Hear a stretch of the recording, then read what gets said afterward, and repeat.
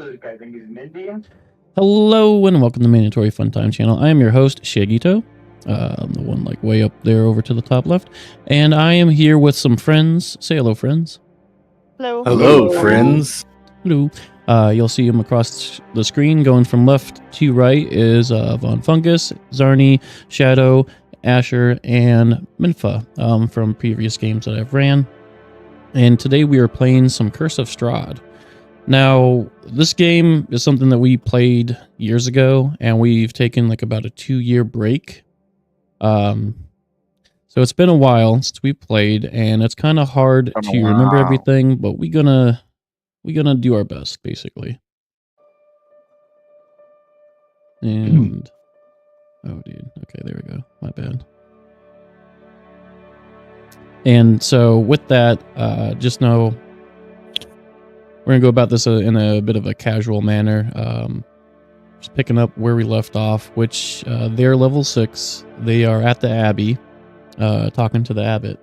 So they have already gone through a good portion of Curse of Strahd.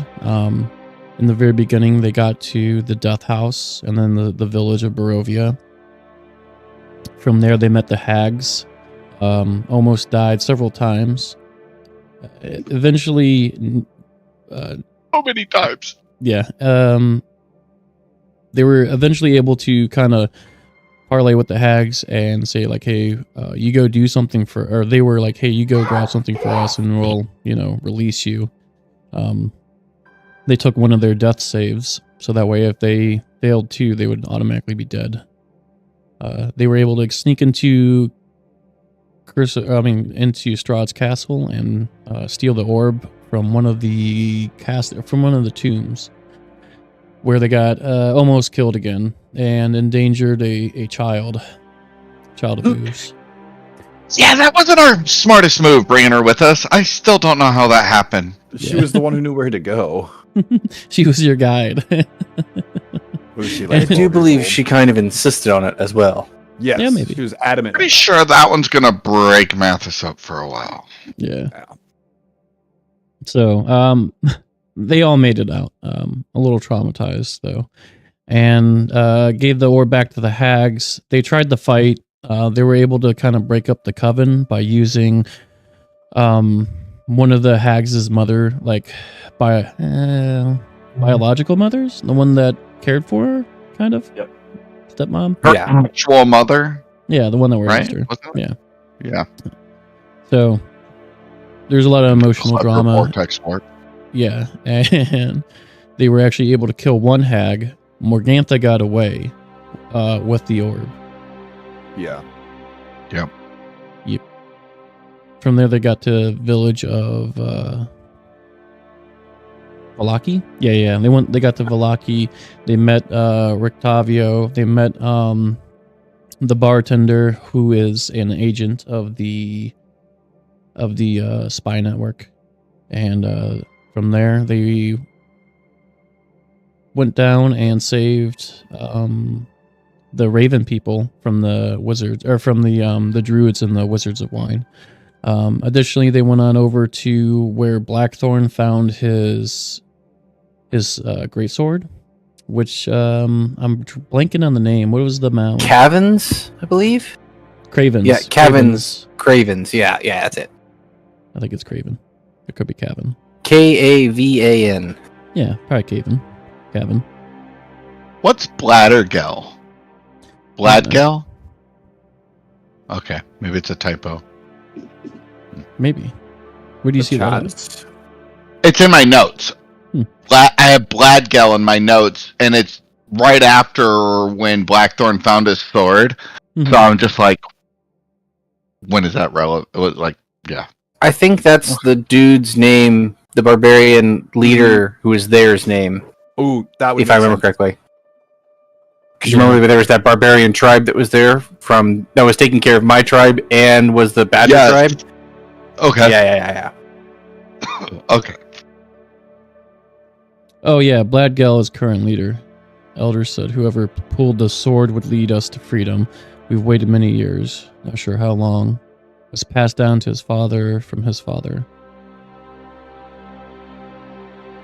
Yeah, those are some of my notes I took so long ago. We're remembering together. Yay. Yeah, so Did that earlier before you got here. yeah, so they got to the mound and he found one of his ancestors' swords there. Did some home brewing and connected some of their backstories with some of the ongoings in the Strahd domain. And then after that, I know they at some point went back to the village of Valaki, and it was on fire. They were able to stop the fire. However, a lot of townspeople were mad. There's an angry woman like yelling at the mayor as they were leaving town, you know, the day after. Oh yeah, they ran into Rahaden and also the funeral guy, the grave guy that was hoarding in, or that was sneaking in vampires. Yeah. Yeah, he got away. Didn't we like We told injure to run him off. We told in like told him- We killed the drow. No, you didn't. We ran into. Yeah, we made haste for Valaki and ran into some of Strahd's men. We almost managed to kill both the drow and get myself killed. Yeah. The Feywild crystal went insane. Yeah. That's right. You almost And everybody went, you know what? critical We'll do explosion. this another time. Yep. We shall meet again. And Mathis has mad beef with this drow. Mathis hates him. Mathis hates drow. Yeah. racist? Wow. No, there was a big war. This drow was part of the same group that invited us to a dinner party at Castle Ravenloft, right? Yes. Because we kind of parlayed with them for a little bit. and Well, we I called think it a little that, yeah, cheater. because when we ran into Strahd the first time when we were infiltrating the castle, he kind of just laughed us off and was like, well, next time I see you here, it'll be on an invite to dinner. And I think that then they came to town, lit it up on fire. We showed up and then they made that invitation. Yeah, I think they were leaving the city after burning it, and we were heading towards there. Right. I may have shot first. No, I don't know. I honestly don't. It So, just seems like something I would do. yeah, All right, Han Solo. You guys, yeah, shot first. You guys left that, and then from there, friggin', you have ended up in Krezk, where you went over to the pool there. I don't know why I'm just not showing the maps. Here we go. So you guys, I don't know why it's dark. You guys went over to the pool area, and that's where Diego found the same image from before, where there's this man trying to reach out, but however this time Diego went into the pool and ended up talking to Strahd's brother. And Strahd's Zarovich. yeah, Sergey, what? I think I need to turn you up. Von Zarovich. Yeah, that's right. Sergio. All right, and then yeah, you learned some lore, and you got your new weapon, which is the Sun Halberd. Yes, That's what you use as a weapon. So the Sun Blade. yeah, the Sun Glaive. That's right. And then from there, you guys have gone up to investigate the Abbey, where you discovered people have been getting somehow joined or mutated with different types of animals. As you find them, they're called mongrel folk. They're very insane. They're very insane due to what has happened to them. They're all either like mute, or they scream, or they chant some eerie stuff. Mm-hmm. Let's The see. island of Dr. Moreau.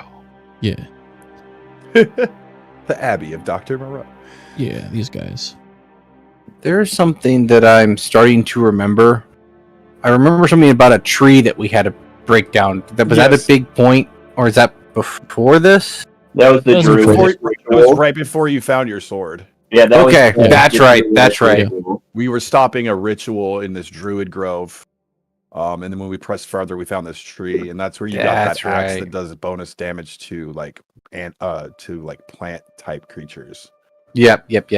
Okay, I just for whatever reason I'm like I can't remember where that slotted in, but yeah, thank you. Ooh, creepy guy. And then that's when we headed to Krezk because we knew that there was a weapon of light rumored to be in a town that had a sacred pool. And through our research, we found out that was Krezk. But when we got to Krezk, we heard weird stuff about the Abbey. There was a new abbot put in place, and ever since he's been put in place, he hasn't left the Abbey at all. And people were hearing strange screams and stuff, which is, explains the strange abominations that we found. And then we explored a guy's house from the second floor down, like you do. Yeah. Well, yeah, if your swashbuckler rogue is the de facto leader of the group for the moment, that's what you're gonna do. We were, seeing what was going on.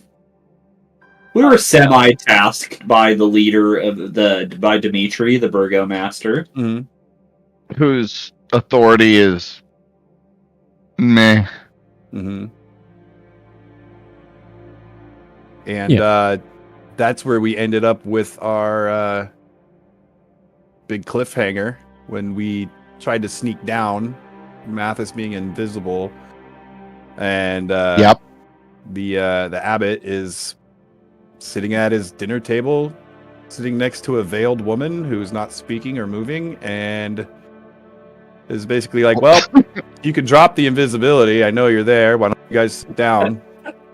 And then so we do so. We have a little conversation, and Blackthorn decides that he's had enough. I don't know what you're talking about. Misty steps behind this man, tries to cleave his head off, and then he basically turned into like an angelic, like fallen angel type celestial being of some sort, and end scene cliffhanger. And that's where we get that. Before I could cast Fireball. I love the images. This is great. Yeah, so that guy nat 20.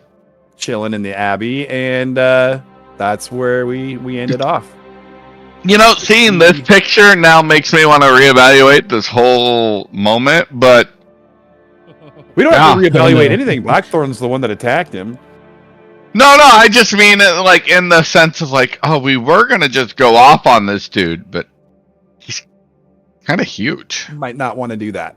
Did we know anything about who this man was prior to setting about the Abbey? No, we didn't do any detective work at all. We just went straight to the Abbey after you got your. And the burgomaster who we had the conversation with said somebody took this up, but they didn't know anything about who had taken residence of the Abbey. Correct? Yeah, I think it seems like people are kind of steering away from it because they don't know what's going on, and they're just like, yeah, it's not really up to us. We're just gonna not go to the Abbey anymore. Okay. And the land of 1,000 problems, nobody wants another problem.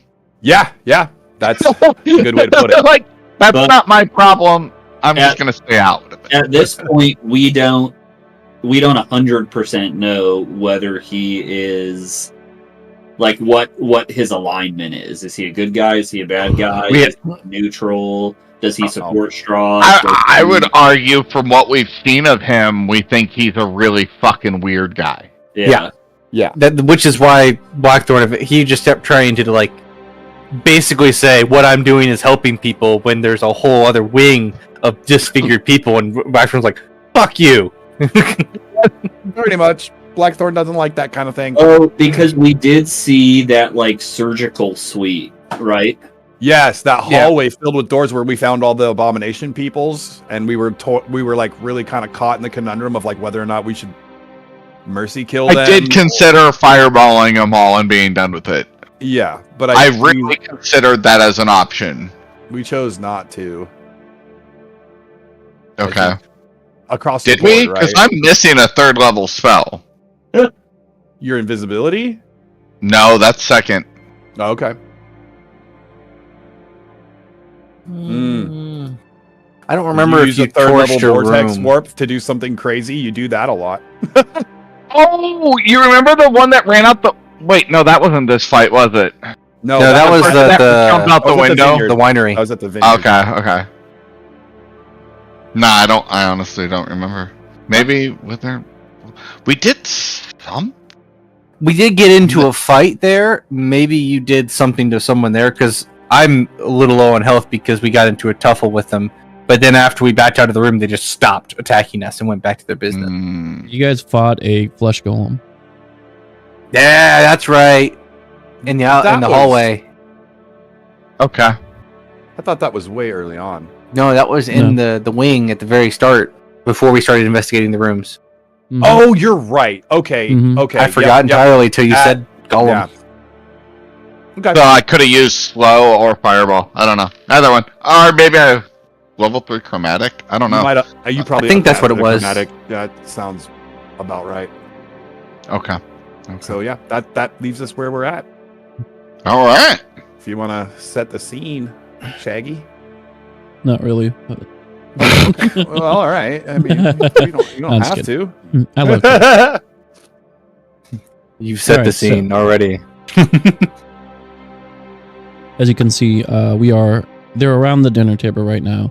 Here is what appears to be some sort of human flesh golem that appears remarkably beautiful. Does anybody else see a black screen? No. I see the map. I see a black I don't see screen. your character on here though. Oh, What there about we go. now? Thank you. Yeah, it's because I had you actually invisible. Oh. That's all right. So anyway, beautiful lady. Yeah, your wife was a looker. Whoa, hey, you don't know that. Emphasis on the was. Hey, don't be dissing. We don't Yeah. know who this lady is. Yeah. Yeah, we don't know that yet. We know what assumptions do, Vaughn. So this guy over here was just a normal abbot until like they told you, Blackthorn was like, nah, not in this house, and he tried to attack him. I showed you guys the Deva. The Deva. And there was this bright light that filled the room that cast out of the windows, and it was during that time that this surge of radiant power kind of just spilled out from this person that was in front of you guys. That you hear a door slam open and some words. Yeah. And you hear something behind you. Oh no.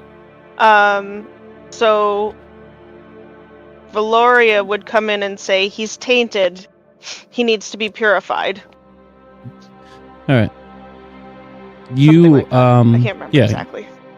You come We out see here. Valoria enter the room. No, I kind of opened the door and then I think I didn't teleport. I think I opened the door, but then I as I'm coming into the room, Twilight comes out of me as I would have been casting my channel divinity Twilight Sanctum at that time. You have a crossbow pointed at you right now. What do we That's okay. see? What do we see when we walk in the room? What are we looking at? So, let me look up her thing. So she is a elf with almost like starlight on her skin, shining through, and she's about 5'4" ish, and what is she wearing, dude? I don't even know. Looks like some chain with some pauldrons. Where's my armor? Oh yeah, no, she's wearing mithril chainmail. Ooh. And has a shield and warhammer as she just clanks her warhammer and says whatever, and then this twilight emanates out from her. That feels quite soothing. Okay, Captain, maybe I the lower dark my elf, she's gonna crossbow. get you. No, she doesn't look like a dark elf. Different, it's dark elves are she's more like a chocolate. Chocolate elf. Because And in this she's- moment of crisis, Mathis is going to be able to distinguish the two. Well, I mean, she's got stars coming out of her face. Mathis, Yeah, that's weird. Oh, okay, fireball her right now. Don't. I'm standing right next to her. Completely profiled her already. As you said this shadow kind of washes over the room and feels more soothing. I would lower my crossbow at about halfway, and I'm right. looking at you concerned and quizzically. Don't do that. So Fireball? Valoria, you come in here, you burst in saying like, he's tainted. He's tainted, he's corrupted. We need to You- purify him. Blah, blah. You look out before you, and you see, Bertrand moving around, pointing his crossbow at you. Can he you just very all coolly looks at you. Can you all describe what she sees, starting from the bottom with Mathis? Mathis is, a very well dressed, well put together looking elf. A regal sense to him, but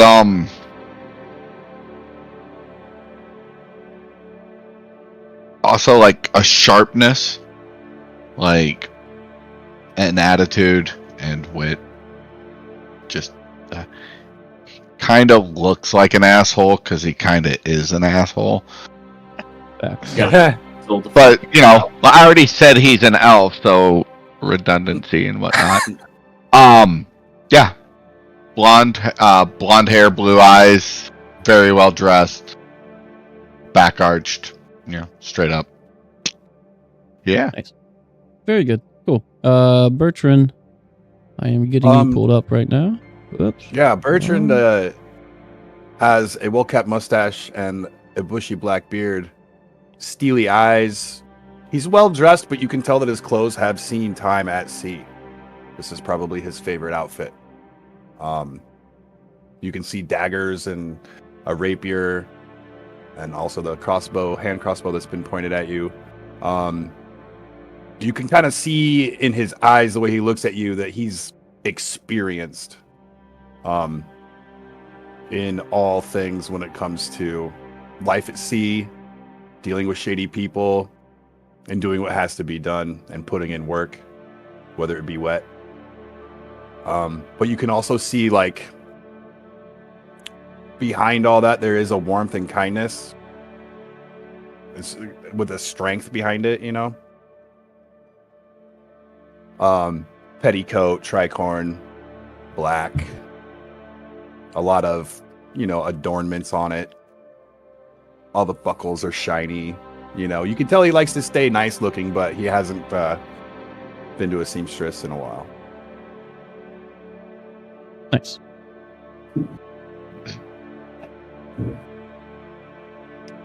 Diego. You would assume he's probably captained a ship before. But so Diego is a human male. You see him standing about 6 feet tall, middle-aged, black hair, kind of speckled with gray, with a moderately well-kept beard. Since this is a combat situation, he kind of harkens back to his military background, and you kind of see just this calm, emotionless, steely gaze, almost like a 1,000-yard stare, where he's just ready to take action at a moment's notice. Oh yeah. Hold on. I'm going through your spell list right now.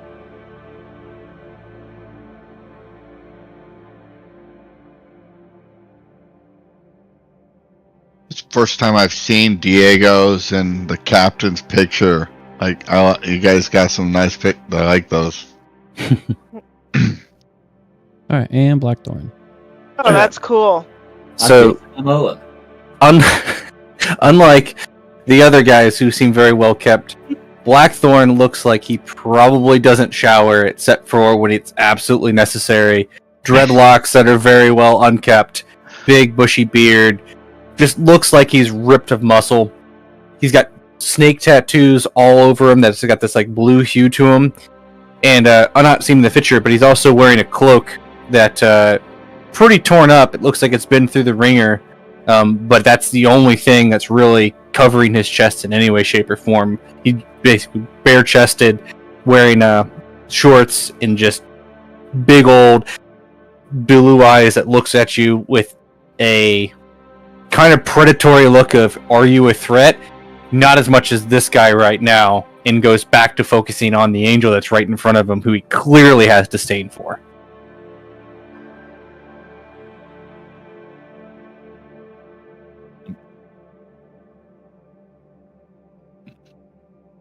Now, I'm setting up the scene. Ooh, actually, well, I'm setting up what the people see. You get that fireball out of here?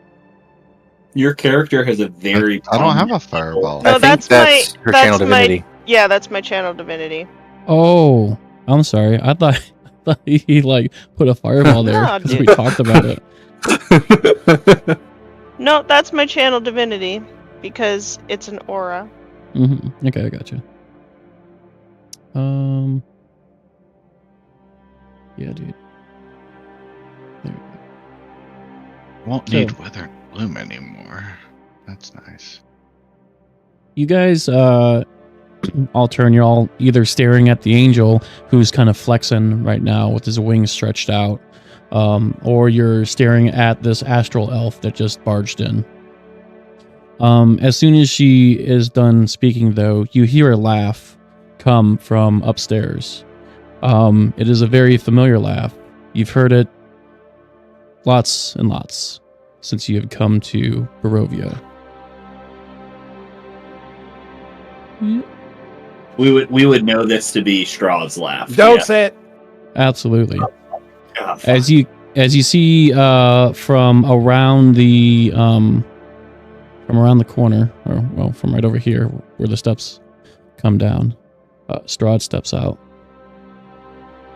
Oops, I didn't mean to put you up there. I'm sorry. Okay, I was like, are you hiding from Strahd? He was just instinctively running away. But Strahd is not Misty alone. step. Oh, hold on one second. As he comes into view, you know, like there's still more people walking down. There's a lot of people actually. As he comes out and continues walking through all of you, honestly, followed by 2 zombies, and then Okay. 3 women.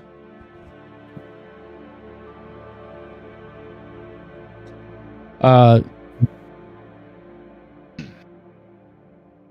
man, I don't know. Oh, you know what? They'll be able to see this. Hold on. Let me see. Can I whisper? Yeah. Sick. You get that? Yeah. Okay. Cool. Uh-huh. Uh-oh, SpaghettiOs. This just got incredibly more complicated.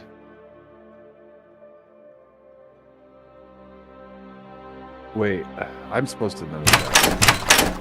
Oops. Let me do that. As this whole train of people just walks right through you as an entourage of Strahd. Actually, they go this way. Wait, that's... Damn, 9 women? No, 3. it's just one picture for all of them. 3 ladies. Oh. I love you guys, but pot odds say fireballs on my benefit at this point. I mean, I've got the dex to beat it, man. I'm here for you, buddy.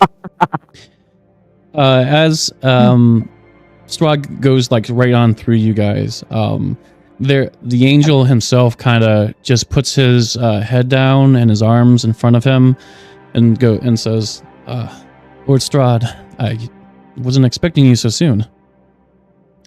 Lord Strahd, aka, well, hold on, let me make sure he's in frame.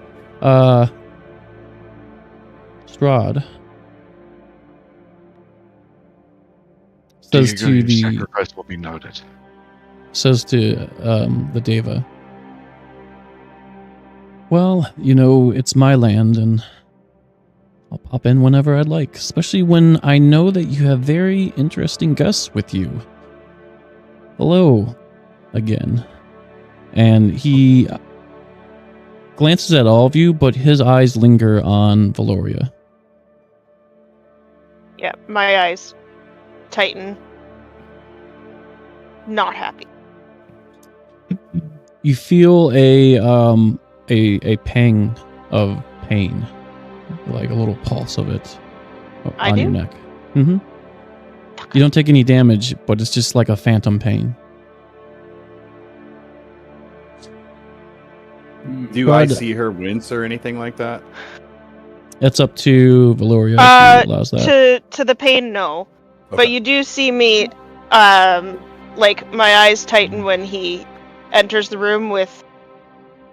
Well, I don't know if you would really notice, but she definitely doesn't like him. That's fair. The abbot says to Lord Strahd, "Yes, they were interrupting me as I was making final preparations for your new bride-to-be.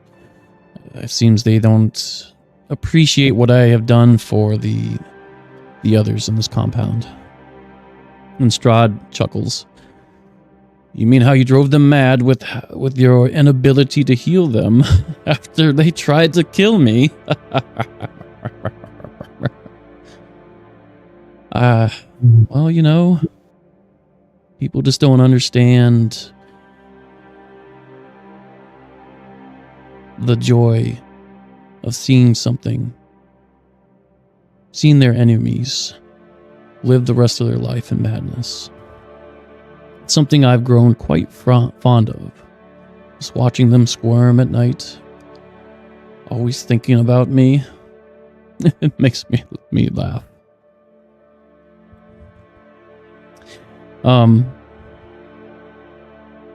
This new wife, you say, she looks kind of hideous, he says with a smirk. And the three women over here all giggle, and each one of them in turn starts saying something along the lines of, "Ew, look at, the wrinkles around her eyes. Like, how old is she?" Then they start talking about her hair and how it is just disheveled and, unkempt and unkept. And just leaving it at the definite realization that these three hate this flesh golem across the table from you. What do you think, Diego? Strahd says to you. You just see Diego grit his teeth and hold on to this, like, very small staff in his arms, kind of just clutching it and almost, like, shaking.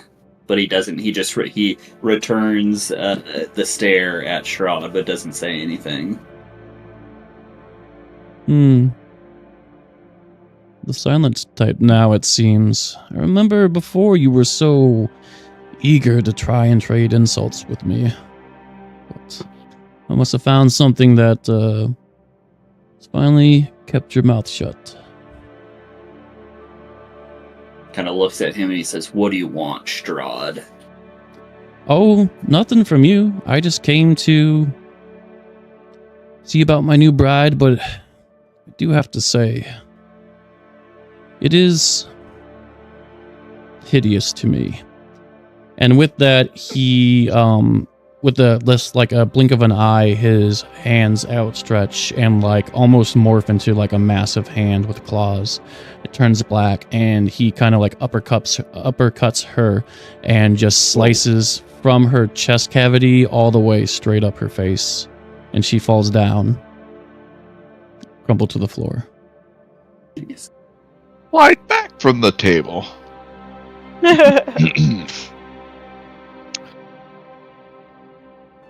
You host the worst dinner parties, sir. You've never been to one. Not a true dinner party. Not on this godforsaken place. It's just mind games. This is all a game, remember. Stay cool. Oh, but Bertrand, Right. your first Right. mate over there, your first mate Cletus. It's not a mind game. You can go touch him. Actually, Cletus. And you see this like zombie kind of look at just like not really look at him, but like turn in his direction. And he says, Strahd says, "Why don't you go give your friend, your old captain, a hug?" And the zombie obeys. And he starts heading towards you, Bertrand. What do you do? I finished lowering my crossbow from Veloria, and you can see my hand trembling a little bit, the crossbow at my side, but nothing but sadness mixed with anger fills my eyes as I just stare into Cletus's eyes, hoping to find some remnant of who I know him to be. His eyes have already paled over. They don't see you for who you used to be to him. He's already gone. However, he takes his orders literally, and he goes and hugs you.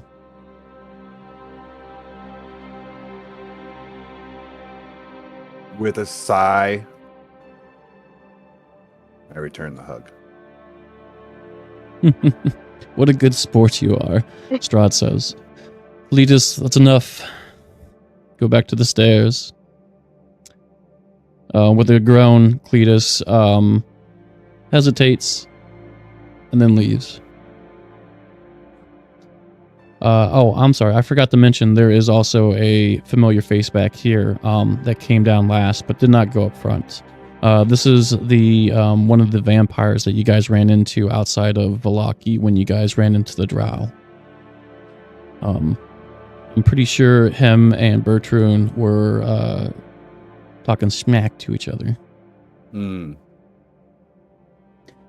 As you do look over here, you see this gentleman. I don't think you've learned his name yet. Staring back at you, Bertrand, with a smirk on his face. I just spit on the ground. Well, I do see that we may have soured the mood a bit with our presence. But what can you expect when you are constantly disappointed in those under you? You say they can make you the perfect bride, make you happy forever, where you won't even need to keep Barovia like it is. You can let it go. How? There is no such thing as perfection. Oh, that's true. It's true for here. You really seek eternal happiness? Why not? For as long as you've been alive, you are the most foolish man I've ever say words. You'll never be happy. No Not with bride that can make you attitude. happy. Nothing can love you when you can't love yourself. Oh, I've been loved before. I've been loved deeply. You You mean all make these feared? assumptions just because you've known me for a week. Tell How me, Strahd, how, quaint. Been a wild week. I'm sorry, Bertrand, did you say something? yes, so you have been loved before. How does that make you feel? Going He's Ep1. psychotherapy. Yeah, I know. He sits down on the couch and he gets his legs up. He stands there next to you, Valoria, and he just, he looks down on the ground and as if he's pondering it. He's just like, it was amazing how loved I was, and could be again one day. You'll never be able to regain what you lost, and you know that. You're playing a foolish game. Sorry. Even fools' games can be fun. You'll grow bored someday. But that is not today. Yes, I see that. Almost there. You see the three wives also start chuckling, and they put their hand on your face, Bertrand, and kind of like playful push it away as they walk past you. Jealousy's ugly, ladies. What is there to be jealous of? You, peasants?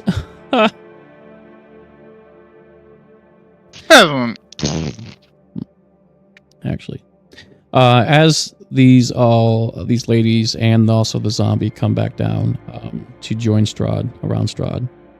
Imagine a slave calling you a peasant, Mathis. Oh no, we're not like vampire spawns. This one right here says, let me see. Mr. Bertrand.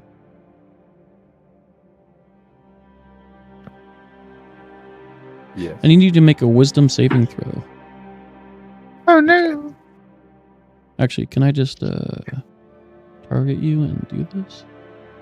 You should be able I to. want to do it. Okay, you do it, dude. Yeah. First dice of the night. Yeah, let's go. Oh, A Revan. so close. Revan. Oh, man. Doesn't Paladin dude have like an aura? Yeah, he's getting the plus 3 is Oh, it from already the- did it. Yeah, Yeah. that's what I was. Oh, hey, Nice, Nice. dude. That's cool. that's cool. Yeah, I'm glad that automated it. So I take it my channel divinity's gone, because that was a minute. Yeah, Whoopsie. Pain in the ass. I'm sorry. No, it's fine, dude. She didn't know that they were there. Yeah. So what you see is one of the ladies in the back. Which one is it, Bertrand, of these three? I'll give you the choice. The back. The one in the Huh? middle. The one in the the one in middle? the middle. Okay, the one with the black hair. Yeah. So she smiles at you, and her eyes enlarge more and more as the background around her kind of just starts to fade into blackness, and her eyes kind of have that like anime kind of sheen to it. And she says a few words to you.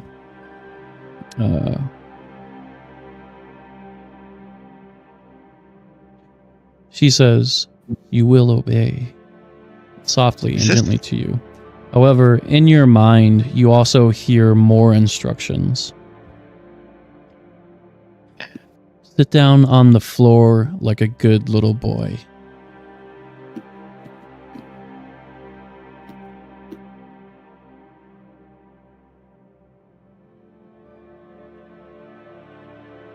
I'll just stand there and stare at her. You will unfortunately fail your wisdom saving throw, as this command is the only thing that you can think of and the only thing that you want to do. And so you sit down on the ground as she has casted Dominate Person on you. Cool. She laughs again and then turns around. And see what I mean? Peasants couldn't even mentally deflect the spell. And they all start giggling. Strahd calls out to the abbot, and he says, "You have failed me again. Maybe in another 100 years I will visit you and see what else you can do for me. Until then, Have fun with the mongrels. And he laughs and starts heading up the stairs. Followed by the wives and Escher, the male zombie, or the male vampire, and then followed by the other zombie. After, let's move you guys out. Yeah. After a few minutes, if no one does anything, do you hear them walking up the steps, walking out the door up top, and then nothing. You are left here. Is he still forced to sit? No. As soon as she leaves the room, Bertrand, you're able to do whatever you like. Oh, where were we? I stand up and I kick a chair over, and I pound my fists on the table. And I look at Mathis. Mathis can clearly see that the idea that someone can force me to do something like that has really bothered me on an emotional level.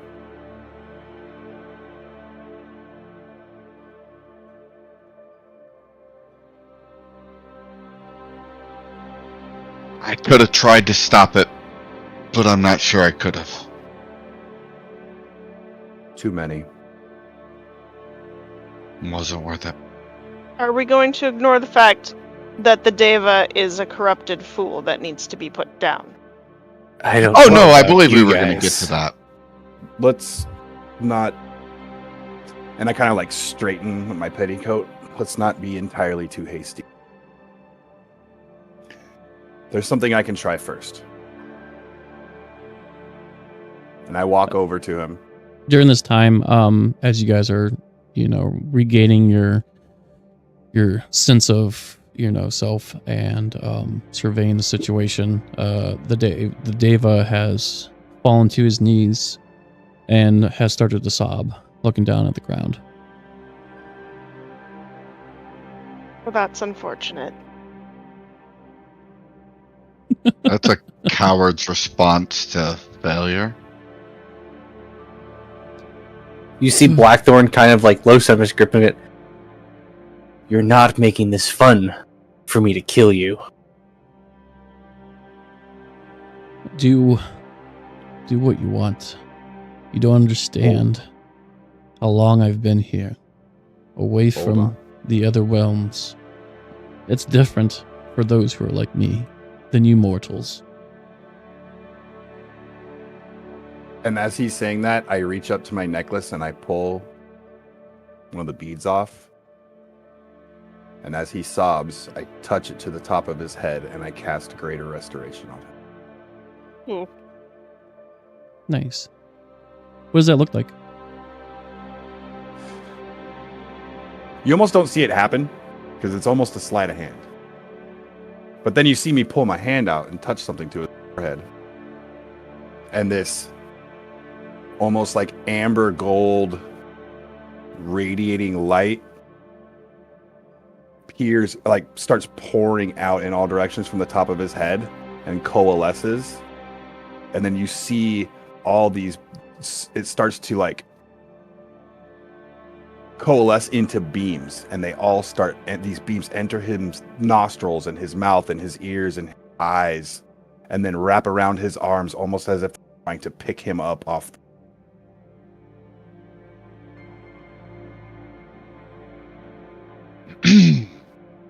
He takes a deep breath in as there's this radiant glow around him, However, you never notice that it seemed kind of muddled, the glow itself. It's like seeing the rays of the sun, like behind fog and smog and everything. It's just diminished. And as soon as you cast Greater Restoration, his eyes start glowing more and his radiance becomes more powerful and cleaner as it turns into a more brighter type of yellowish glow.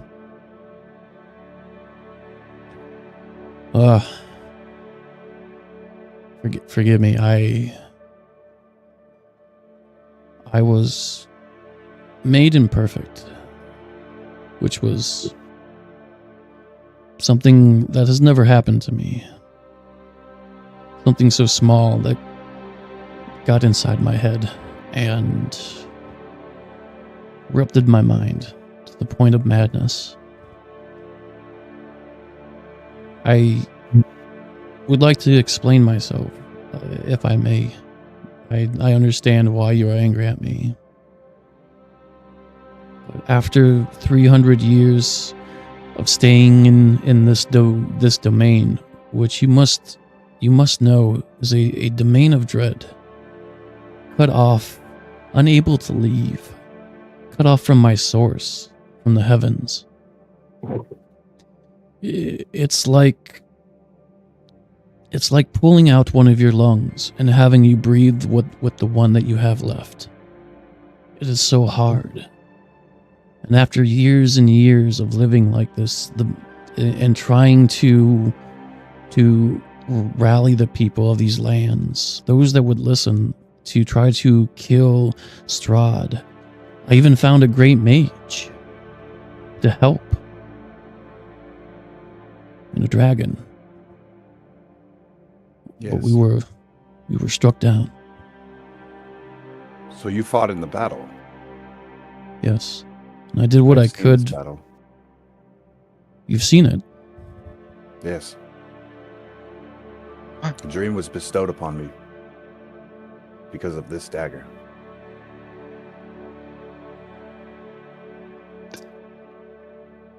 He's a little confused. Any of the Go on. I was like, at this point, like, all of this has happened, and Mathis is, like, looking over this entire table. He's like, is there wine anywhere on this table? Because this is a lot. Actually, you know what? I'll roll for it. Give me just give me a D6. Okay. You won a 1. No, there's no Of course. Never any fucking. He picks up a bottle and just chucks it against the wall. Fine. Sorry, go ahead. Blackthorn just looks over at Mathis like, that's my job to be angry. Yo, what is Mathis doing? Oh no, like that. He just never go back. Whatever you're doing. I think he's pacing at this point. Yeah, I gotcha. Deloria goes and sits down Awesome. at Where the do you table. She'd probably just go and sit, like, pull out a chair, sit down, and just observe. Yeah. When she vacates that hallway area, then Mathis just starts walking back and forth up and down the hallway area. Okay. The abbot says, "Oh, that's right. He touches. Do you allow him to touch the dagger?" Is he reaching out to touch it? Yeah. Yeah, I'll allow it. Awesome. I like hold it up for him, and as he reaches out to touch it, I tell him that the spirit of Argan Vastholt is not dead. Oh. It is possible that the Silver Order can be rebuilt, and I think I've been charged with trying to do so. He stares at the dagger with like a wondrous smile, like an expression on his face. And he smiles, and then he looks up at you as you say that. He's spoken with you. Yes, I can't make it happen, but there's been a few times where through the dagger he has spoken to me. This dagger is made from one of his teeth. Nice.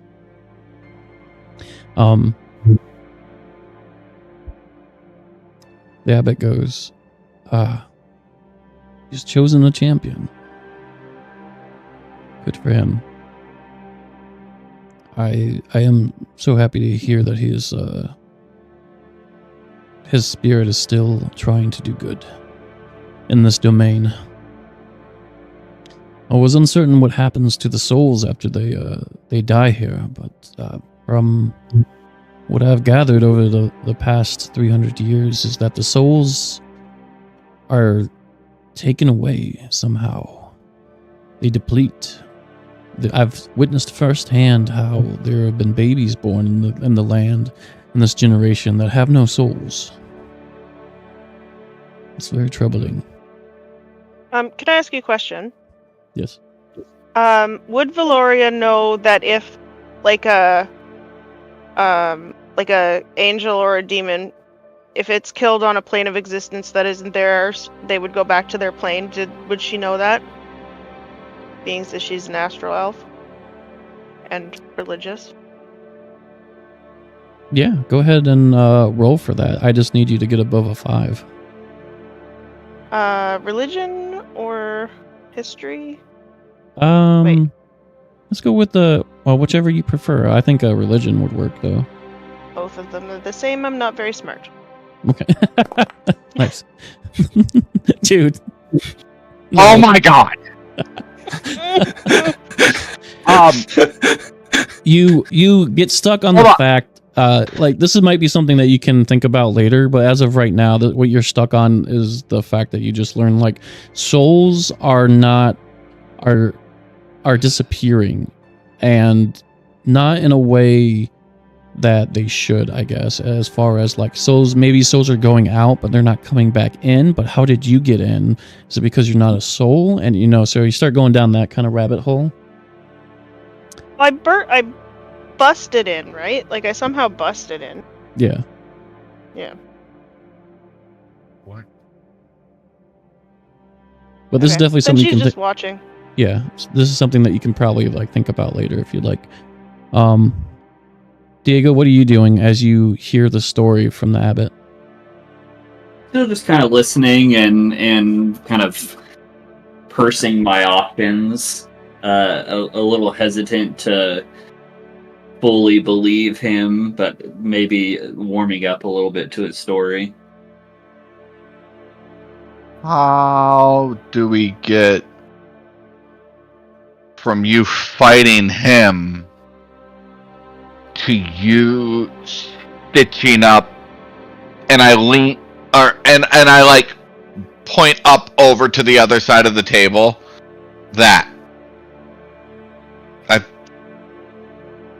I mean, I know you said you've been here for a while, but that's a pretty long trip. I was broken inside in a way that no celestial has been before. After losing my close comrades to this spell-casting vampire lord, who I thought was just another mortal that I could smite, but there's something else about him. There's something behind him. The madness crept in, and the guilt. When I went to go heal the people across the way from you, the mongrel folk, it wasn't working. It wasn't healing like it should, and I needed different parts to help heal. That's why some of them have arms like crabs or scales, just what I could find to help heal them. But I didn't realize that the madness would come with it. And you consider this healing? Kind of Diego finally speaks up, gesturing around. I was not thinking clearly. I was confused. I thought I was winning, that since I was able to heal them in some way, that they're not dead, that I was still doing my job. I was doing what I was meant to do. After a time... Death... Go on. Sorry. No, go on. I was just going to say, sometimes death is the more merciful option. He nods. Math's like, see? And you guys say I have no compassion. I have compassion. That is where the mercy comes from. Yes. On that we agree. I do feel like they are owed their rest. My only thing is, I don't know where their souls are going yet. But I like to keep it that way until I know for sure that they can leave. I look over at Gloria and I say, is there any way for us to even be sure they still retain their souls? I don't know. Would I have an idea? Sure, man. What do you want me to roll now? Well, you're not with them, so, you know, you can, Like, would I have an idea of what to look for? yeah, because you're level And I've 6. seen them. I've seen Right. them. Yeah. I have a 20 wisdom. Nice. So you are, you know, you're a level 6 cleric. You have been doing what you've been doing for a long time. You're experienced. You know about just about everything with life and death. You know the process. And you're able to locate the soul. And that's one way to help. You know, especially if you were Ooh, I can locate the soul? Yeah, you can locate the soul within a mortal. Oh, okay. For a second, I was hopeful that you meant out there. No. But inside, got it. Yep, inside the mortal that you are touching. I am able to, if I can touch them, see if they still have their soul.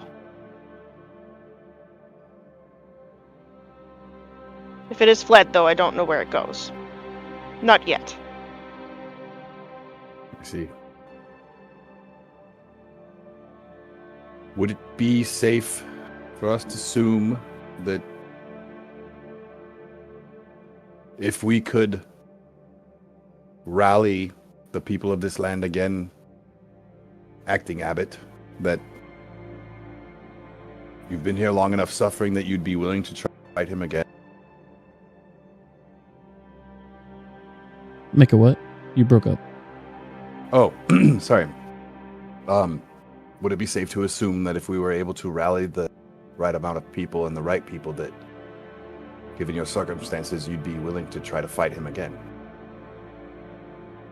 Yes. To make amends. Try to help. It's the least Hopefully. you could do for all the suffering you've caused around here. That's true. And I apologize about your wife. I knew what I was doing with her, but I'm sorry. Strahd came to me when I was at my lowest. And he said I would be forgiven and allowed to leave if I was able to make him a bride out of a corpse that he provided. And I did what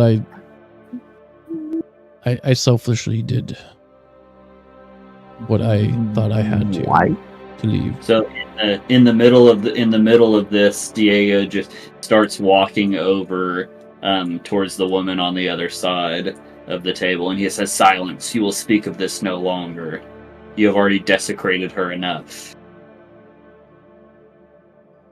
He doesn't respond. He just looks away.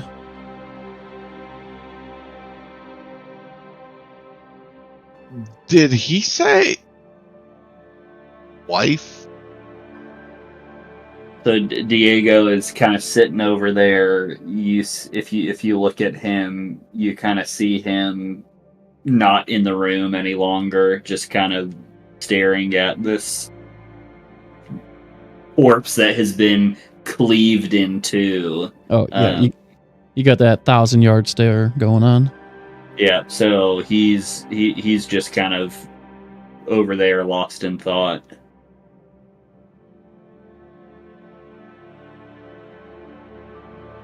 The mage and the dragon.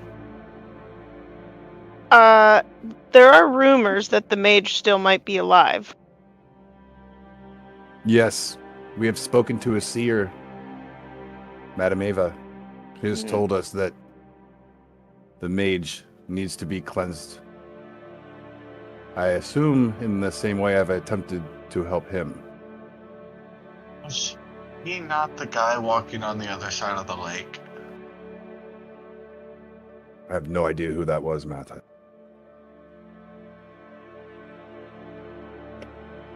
Fair enough. But it's a place to start. If we can cleanse the mage of his madness, if I can rebuild the Silver Enclave, if I can bring forth the spirit of Argynvastholt back, add our power to it, maybe many other things more that we might need to do, we'd have a chance.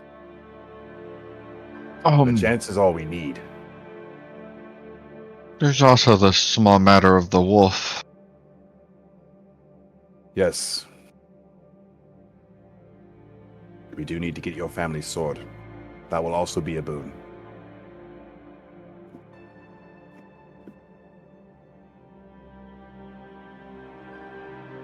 So this is awkward.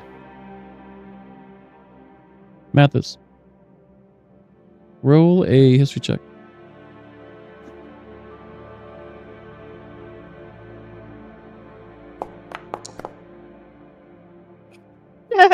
Wow, you guys are. I'm glad you're getting it out now. I've been sitting here just like pacing, like I'm trying to remember something, and I just can't. Yeah. You do remember when you saved Arabelle that she pointed across the lake and she did say, "Look, that's the mage, the mad mage." Oh, hey, I remembered something. Okay, so then, yeah. Well, that's Is back that by Volaki, right? Mm-hmm. is that the tower? Like the mage's tower? No. No. I can't Oh, remember what the what- map is, but What tower? I'd have to look at the map. But I'm pretty sure there's a tower that is the Mad Mage's tower. Oh, I don't think we've seen it if there is such a thing. No. Or that Yeah. I not can't yet, remember. if there's. So you know there is a place where we can find him. I need Yo. to look at the map. Y'all hear me? I'm saying Yeah. no. No. Yeah. Valoria, I will just say this for like the brief, or for the brevity of, getting to know each other. You guys all talk about your history and how you guys got here, briefly.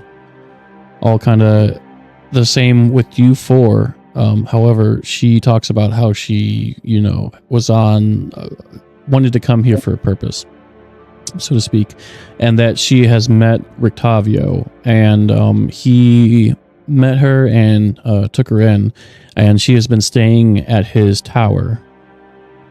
That's the tower. Oh. I also have Yeah. his wagon. Can we back up to the part where you said you came here because you wanted to? Yes. Yeah. On what grounds? Well, I mean, it needs to be cleansed. Clearly. Balance needs to be restored, so I came here in search of that. I travel yourself. between planes. I So you am can from get us the out of here Ashes. then. No, unfortunately, that's not how it works. I did not know I could not leave. Strahd was quite shocked that I got in the first place, and then he turned me into a rabbit. Wait, what? Well, Of all the sounds like things. you got off light for a terrible plan. Well, it's still... The plan is the same. The goal is to restore balance. Yeah. It is my calling. Look. Balance in all things. We Look. robbed him, and all we had to do was have him get stabbed. I point at Diego. Much better planning. I tend to remember that differently, Mathis. I don't know what you're talking about.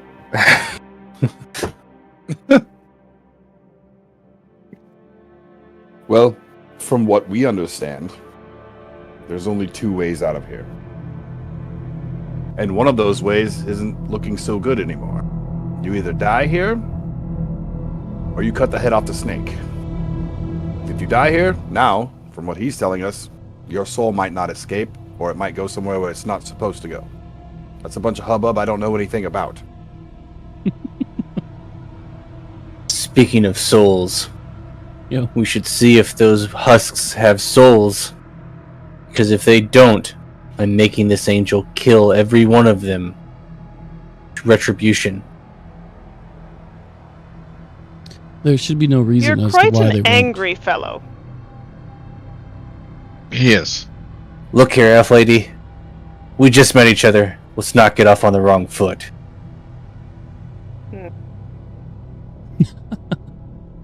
You gonna take that, Valoria? She doesn't actually respond very much. And her facial expressions are quite blank. Like, there's not much in the way of, like, display. Mm-hmm. Mathis leans over. You may have your power, but I can promise you it won't be worth it.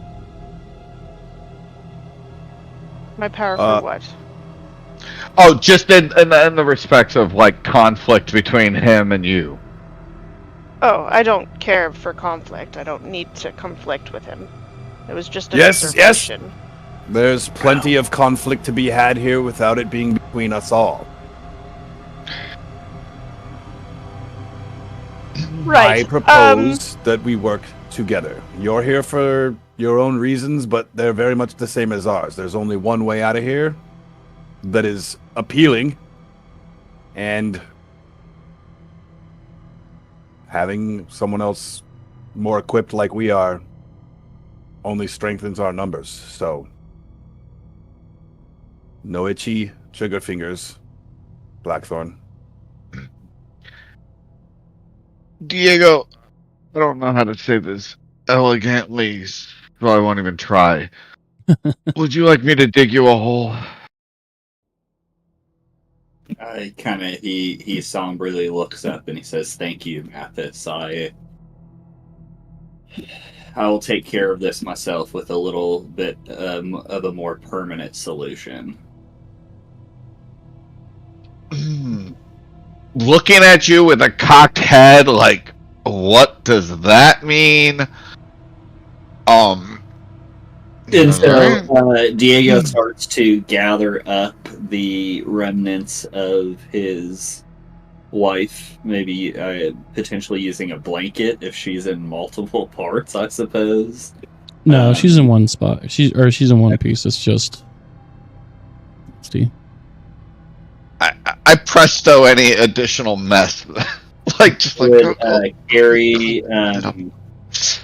work towards carrying her outside and building like a small pyre to burn her body, so that something like this might not be able to happen again. I see what he's doing, and I kind of glare at this, what I can only assume is some sort of partial angel, and I just kind of glare at him, but like with a look of like, I understand that you've gone through this, and I start grabbing chairs and breaking the legs off of them, and I follow Diego outside. And I just start making a pile for him of wood from this guy's dinner table and chairs. And I don't say a single word to him. I stay out of his line of sight, and I just start piling it up. Diego, as you move past with your corpse wife, the abbot says, "Would you care for me to help?" I think you've done enough. What'd you say, Mathis? In stereo, Blackthorn and I say you've done enough. Okay. Blackthorn points with his sword towards the other wing and goes, "Let's go see about them souls." Well, as he says that, Diego looks at him, kind of looks up from his wife, and he says, "You may, if you wish." And he continues to walk downstairs. The abbot looks at you, Blackthorn, and he says, "I do wish to help." And he goes and he starts grabbing some more chairs. He grabs like 2 in each hand. He like holds them up and he starts flexing his muscles as he carries them out, looking at you, Blackthorn. Just kind of gives him a deadpan stare, like still not thinking that this person's turned around on a new leaf. Just like, I'm waiting for you to fuck up so I can kill you. No, I got you. Valoria would go to Blackthorn and say, "Come, Blackthorn, we should just go and do this ourselves." And then she will walk away to the people she needs to check. Okay. Yeah, where do you guys, or where are you going, Diego, as far as like building up higher? Like, is it like right outside, or, because you do know, go on. Sorry, I would try to, I would go outside, or if there's like a courtyard, a large fireplace, an area of stone, an area where I could build a moderately sized funeral pyre that would not like light a bunch of grass on fire. Yeah. Oh yeah, there's a courtyard for sure. Yeah, well, you come out here. You guys can all come out this way if you want. But you do come out here. You see, like, this big path here. Yeah. So you guys already dealt with this stuff. You see a well right here in the middle. There was a tethering pole here. The Mongol there, though, has since escaped, so there's nothing here other than 2 poles and some chains.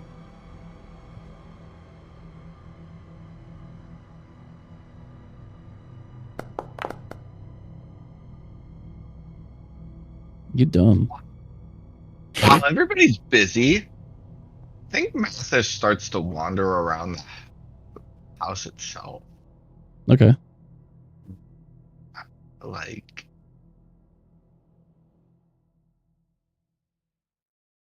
in this moment, he has this freedom of everybody else is off busy doing something else. Okay. And I feel like I'm gonna give it a good old investigation roll and just see I don't know. I'm just gonna explore while nobody's watching me. Like when you're house sitting for somebody and you get bored, so you try to find the junk drawer in their kitchen and just see what's in there because you're curious. Oh yeah. Like, what kind of weirdos am I here with?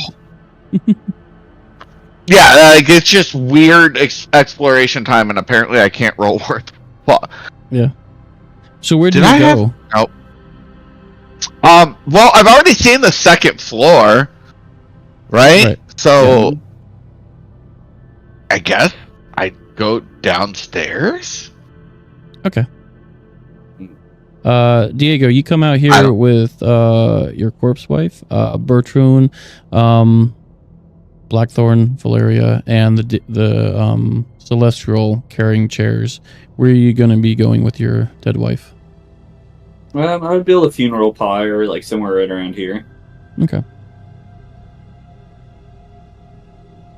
Nothing too modest, but essentially building like, I don't know, a pallet long enough to lay the wife on, and then stacking wood around and on top of her. So I don't know. I think they do this kind of thing in like Game of Thrones or for like Viking funerals, where they build like a rectangular box around them and use that to essentially burn the entire corpse. Mm-hmm. Just with the thought that, like, this is somebody that you've previously loved, you've lost them, you've grieved for them before, you've never thought you'd seen them again. So for this type of thing to happen, trying to do something that will honor and respect his dead wife while hoping to prevent any sort of this like black magic from affecting her again. Mm-hmm. Yeah, I gotcha. Cool. Yeah, I will say with everyone helping out, you don't even need to roll. It just takes a little while. The Celestial doesn't talk. He just helps out where he can, trying to, mimic what you guys are doing. Is there anything that will be said during this probably 10 minutes of getting this funeral pyre set up? So when we get the funeral pyre set up and ready to kind of light, I have the torch in my hand. For a few minutes, you see Diego just knelt down in front of the funeral pyre, one hand up on the wood. You can see he's very much deep in thought. Thinking about the good times he had with his wife. Mm-hmm. Stands back up, kind of looks around. You see this small sense of gratefulness in his eyes from some of his friends helping him lay his wife to rest, and he says, "I lay you to rest now, my love, but know this. The pain of your loss will not go unavenged. Those who brought this darkness upon us will know fear, as I know grief. Rest peacefully, for I swear to you, I will find justice in your name." And he takes the torch, and he inserts it into the funeral pyre, and you start to see it slowly lift up in flame. Well, Valoria would send a prayer to Celestian to guide her on her next journey, even though her soul's going weird places, but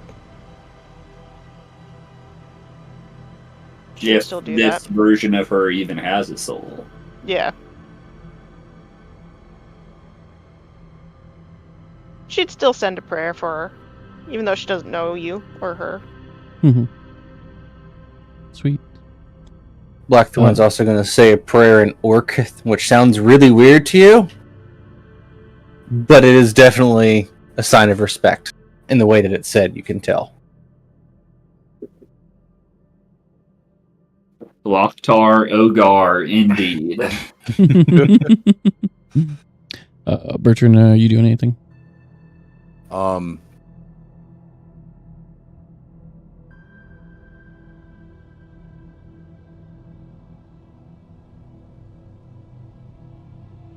And in case anyone has it, I will type it. No, I don't say anything. I'm just standing in solidarity for the twice loss that I'm putting together for this band.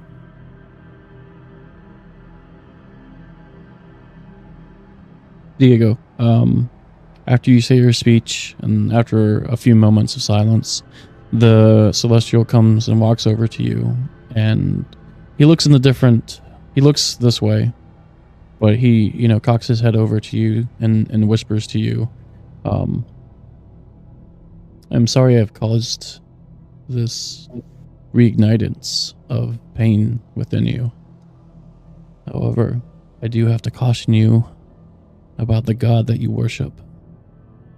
His madness was a different type than mine, but it was a madness none the same. And with that, he walks off.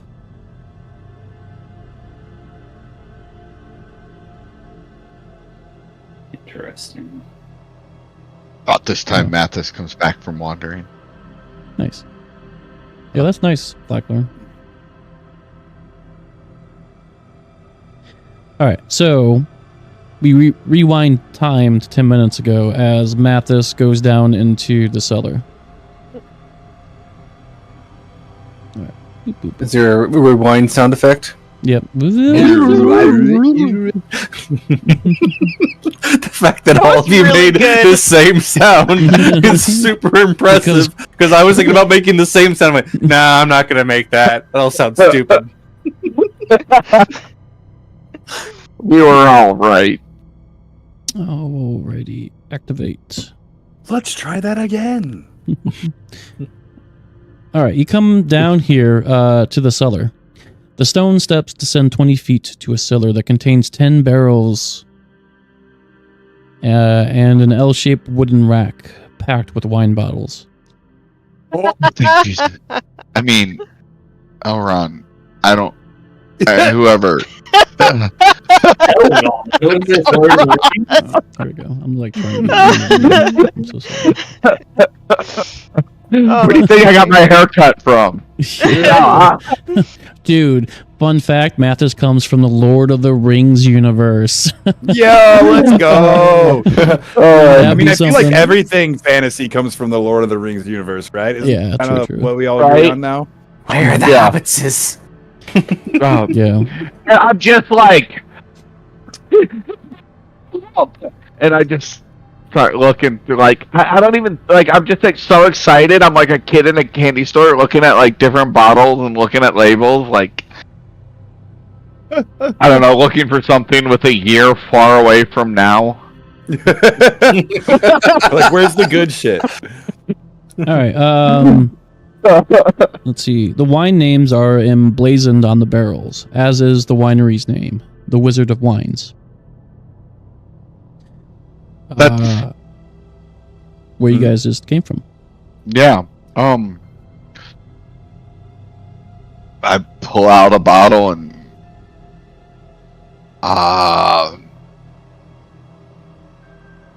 yeah.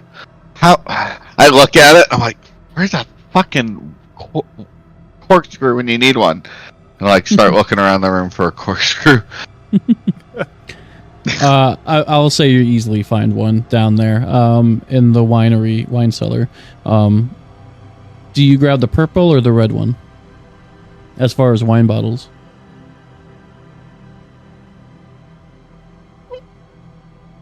Sorry. This is deep thoughts right now. Yeah, no. One of each. I'm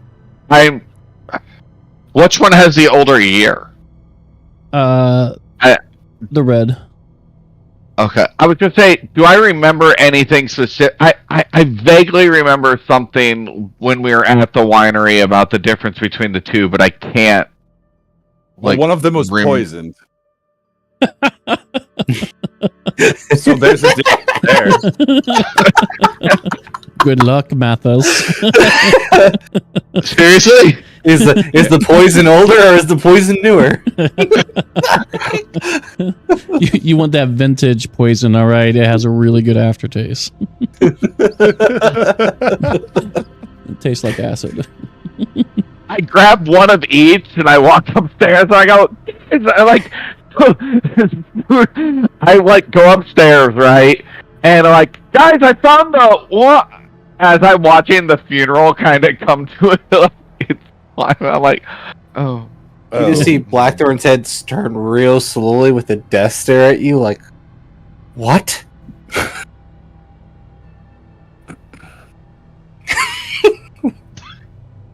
And as you come out, the Deva, I keep wanting to say Deva. Is that right?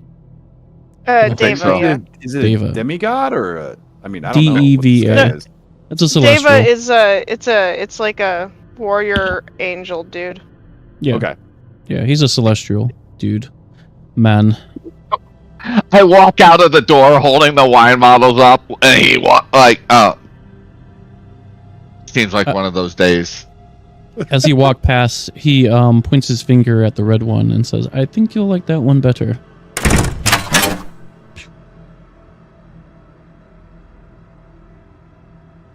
It walks in. Okay. Okay. I was gonna drink both anyway, but yeah. Fool. I'm drinking both of them. Thought I was gonna stop at one. Yeah. I put the purple one in a bag and I open the red one. Nice. Cool. Do you take a Hard swig? for this. No, I probably smell it first, and then get all really snobby about it, and then Yeah. come back to the table and pour it out. Yeah, I got you. It gives hints of raspberry. The raspberry tastes like raspberries. Mm-hmm. And I go back to the table and I look for 4, 5, 6. Jesus, I'm gonna need another bottle. Blackthorn There's no table downstairs. left. The table's huge. There's no chairs left. As you say that, because he was coming over to like say something as you walked away, he just goes, And he grabs the door and shuts the door in front of you as you're across the room. So just you and I then? It appears so. Can I start checking souls? Yeah, you can go ahead and do that. I pour 2 glasses, hand one to him, and then patiently wait. Okay. He takes it and takes a swig. You know, as one who is essentially immortal in ways, it's odd when you are put into situations that you could not even fathom. Like, who would have thought that I would have been cast down and forgotten in this land of dread, almost killed by the Lord of vampires, gone mad, and now sit down, or at least lean against a table with an elf drinking wine. It truly are crazy, crazy lives that one can lead. May we live in interesting times, and I take a swig. He cheers you and drinks as well. And we will move on over to Valoria and Blackthorn. Bertrand, what are you doing as you see friggin' Blackthorn and Valeria go towards the mongrel folk? As the flames get higher, and I know that we've built a good enough situation to actually take care of the remains, I step one step closer to Diego, and I just put my hand on his shoulder. I watch the flames burn. Nice.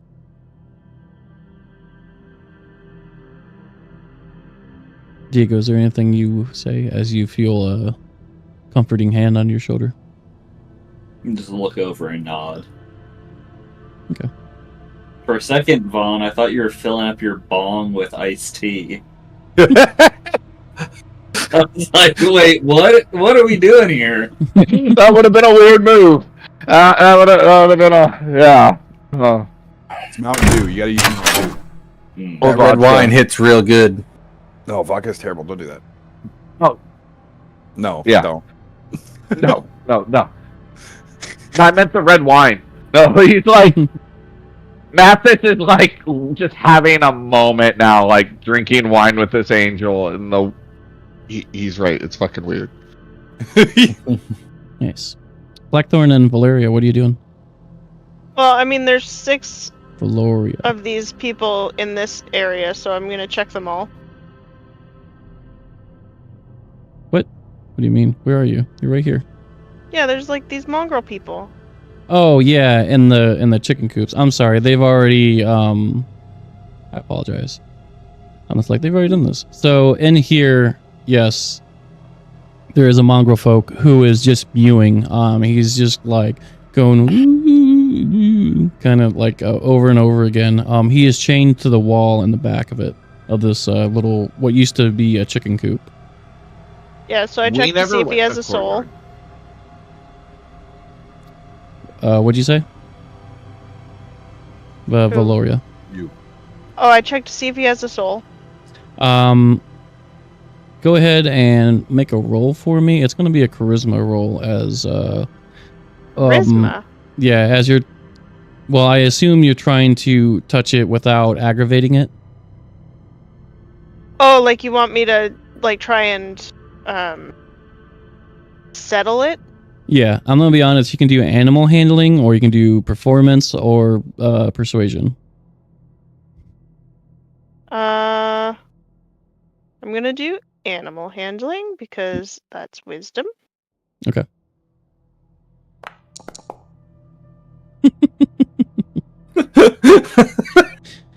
Bro, you guys' rolls are great, dude. I'm glad this isn't combat, or else I'd fucking TKP or TPK you guys. Oh, we'd be dead already. Yeah. Oh my goodness. Okay, so you go to like touch it, and it like starts freaking out. Its hand like goes up and like bats you away, and it starts yelling at you. Not well, it's more like grunting at you than yelling, but it's going "Arr, arr," at you. Okay, well, when it bats my hand, can I just grab its hand? Yeah, go ahead and do a dexterity attack. Gooba gabba, gooba gabba. Or I'm sorry, you're not a dex. You're strength, aren't you? Yeah. Well, it's the same. But go ahead and do just any sort of attack. Okay. You're able to grab Would that onto be him. plus my proficiency or not plus my proficiency? Yeah, it would be plus your proficiency. Okay, so 16 then. Mm-hmm. So you're able to grab onto him, onto his arms, and even though he's still like kind of like jerking away, you can feel a life force within him. All right. This one has a soul, and then I drop his arm and walk to the next one. Nice. Probably like put a mark on the door. Soul. Yeah. And then I move down to the next one and do the same thing. All right. As you open the door, this mongrel folk spits at you. Okay, I'll try the animal handling. See if I can't get him to fucking. As he spits, can Blackthorn's hand just fly over him and pin the dude to the back wall? Yeah, go ahead. You want a strength check for that? Yeah. That sounds swell. Because you are swole. Nice, dude. After everything that you have just been through, your patience is very thin. So you just step, in between, smoothly, respectfully, in between Valoria and the Mongol folk, and just pin him up against the wall before he's even able to spit out any saliva. With that, Valoria, you have no issues on touching him. I look over and I go, "Try it now." Thank you. And then I will grab like his shoulder and check for a soul. Yep, there's a soul. All right, this one has a soul. Make a mark. Yep. Move down. I will say, with this new strategy of Blackthorn basically manhandling them, you were able to check all the mongrel folk, and they all have souls. Interesting. Okay. I mean, I would come back to... Is the Deva and the elf still drinking? Mm-hmm, yeah. You wouldn't know what we were doing. Well, I mean, she saw you go in with the bottles of wine. Yeah. Oh, I thought you had called left out by that point. Sorry. No. They all have souls. So we probably shouldn't kill them. Oh, you guys. Well. Well, hold on a second. So you look at all of them, and you come back out to find Diego and Blackthorn still in the courtyard.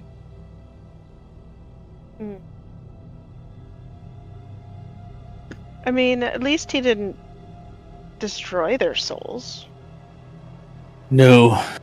But that also means he's going to get away with this monstrosity without any punishment for the time being. That's not exactly true. We leave their souls where they are, fix whatever's going on with the souls, and then put them out of their misery so they don't lose their souls and they can be reborn. And we force him to help. I'm confident that after everything that's transpired here today, that he's willing to cooperate with our cause. I truly believe he feels horrible about losing himself to the machinations of this place and to the one who shall not be named. Yes, I am He wants also to redeem confident himself. in that. If it's the last thing he'll ever do, I'm sure he'd be fine with that, but his own redemption is important to him. You can tell Blackthorn agrees with you, but he's still not happy about that at all. Valoria looks at you and just gives you a pat on the shoulder. I understand. Blackthorn kind of looks at you, and isn't quite comfortable enough to say what's on his mind, so he doesn't say anything yet. It's okay. I see this interaction, and I'm take my hand off Diego's shoulder, and I suggest we let Diego have however many moments to himself for now. Let us find Mathis, leave him to his thoughts.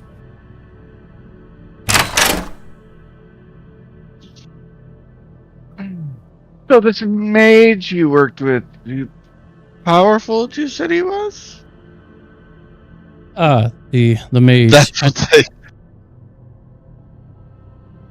Man, he was quite powerful, more than I have seen in most mortals.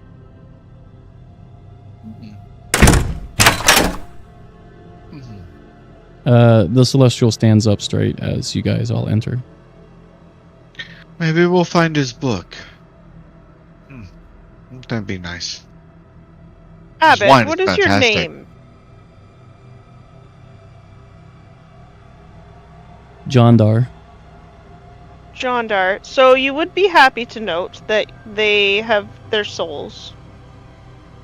So you have not condemned them to the fiery pits of wherever they go. Yes, of course.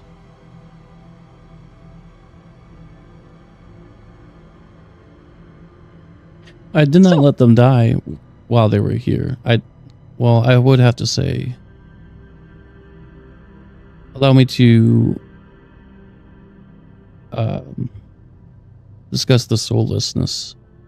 I've noticed in those who don't have souls, don't have as much fire in their being, in their lives here. And I understand this is a dread domain, of course, but there are those who are always trying to find a way out or to rise up, to do good in the land. Hope always finds a way.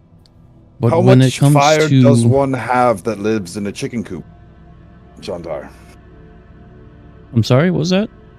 How much fire does one have whom lives in a chicken coop? I'm sure they have a lot still. Because I did not allow them to die. Even though their souls are trapped here, I'm also not allowing them to be taken wherever the other ones have. If you freed them, what do you think would happen? They would most likely become violent and attack whatever came at it, most likely dying. See. They're filled with madness. Oh, that's very clear.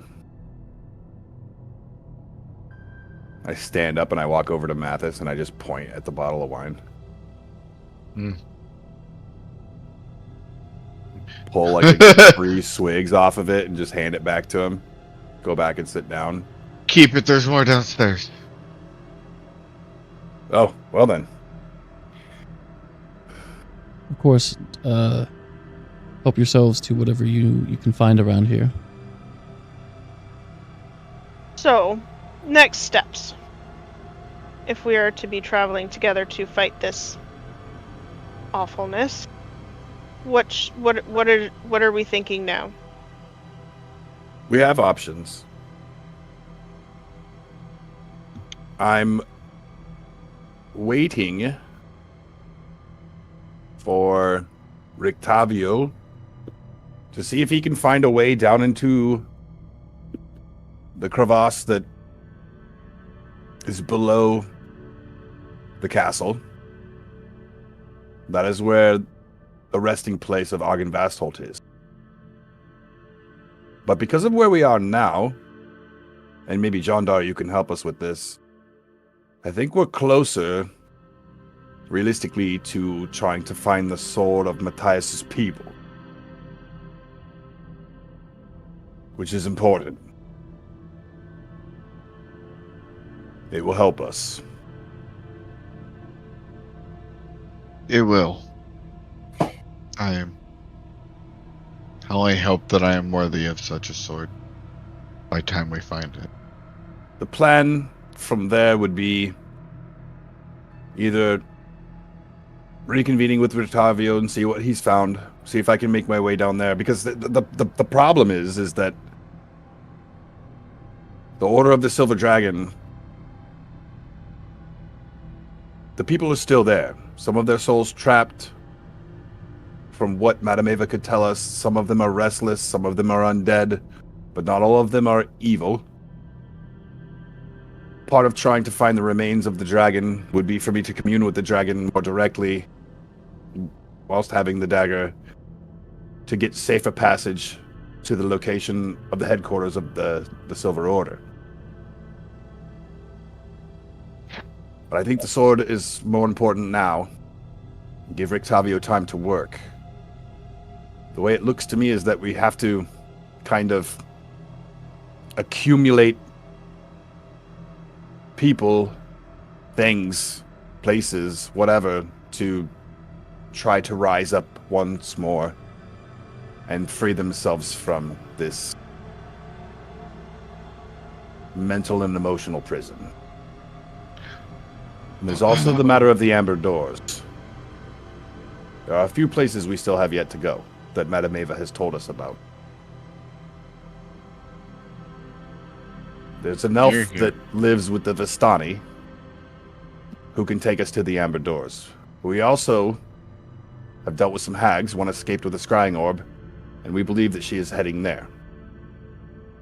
There's something of great power there that could either be beneficial to our cause or to hers, whatever the hell that is, with making pies of children and all that nonsense. There's something of power we do not want to get in the hands of a hag.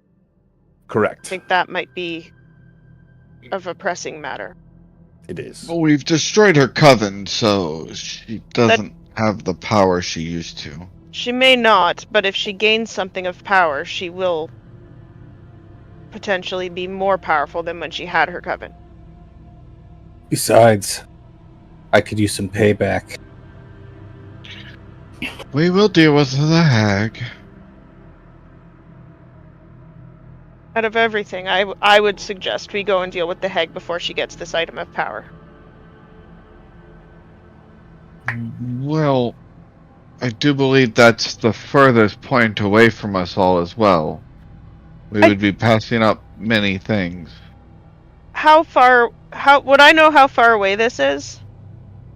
By wagon. Wagon. If I remember, the door that they're speaking of was all the way at the south of the map. Yep. Yes. And we're all the way at the northwest of the map. Right, which puts us directly in the territory of the werewolves. Which is northeast of us. That holds the family heirloom of Mathis, which could also be a great boon. And the mage is far northeast of us. Can you guys see the map? Yeah. Negative. Okay. Hold on. I'm on the map, so that's why I can see. Yeah, I'll move you. I'm looking at a map on a different screen. That would be smart. Because yeah, we are at Krezk, which is we're much closer to the Svalich Woods, which are where Svalich Woods, if I recall, rumors is where the werewolf tribe is supposed to be. It was up here. I thought the werewolf tribe was a little bit on the other side of Lake Bartok. to the left. I thought it was like on this hill. No. Like above Lake Baratok. And No. this is Richter's tower, right? Yeah. Yeah. Okay. Oh, okay. We haven't been there. No, I Yeah. have. And we saw the mage in the woods. Yep, Yeah. on the other side of Lake Valaki. Okay. So Zervich. we Zervich. could double out and go northeast, try to find the sword, and then move to try to find the mad mage who lives in the woods. potentially make passage back across the lake to Vallaki, see if we can run into Rictavio unless he's at his tower, and then worry about getting back in touch with who's the Rictavio? Vistani. Rictavio's the monster hunter. Yeah, the guy that that's rescued you. Richter. Oh, Yeah, Victor. yeah. Yep. Rudolph. Yes. Oh. I mean, if you're talking about him, that is my mentor. Rictavio is your mentor? Well, I didn't realize you were calling him Rictavio. His name that is is the name I know him under. Rudolph von Richter. But he is kind of a secret man. He does like to keep his secrets close, so he might be telling people's different variations of things just to protect himself. You do remember that when he revealed his identity to you guys and dropped his glamour, he did ask that you guys refer to him as Rictavio to keep up the appearance and everything because of what he does and what he's doing. Oh, then I would have known that, right? Yes, that you he would have. goes by that? Yep. Never mind.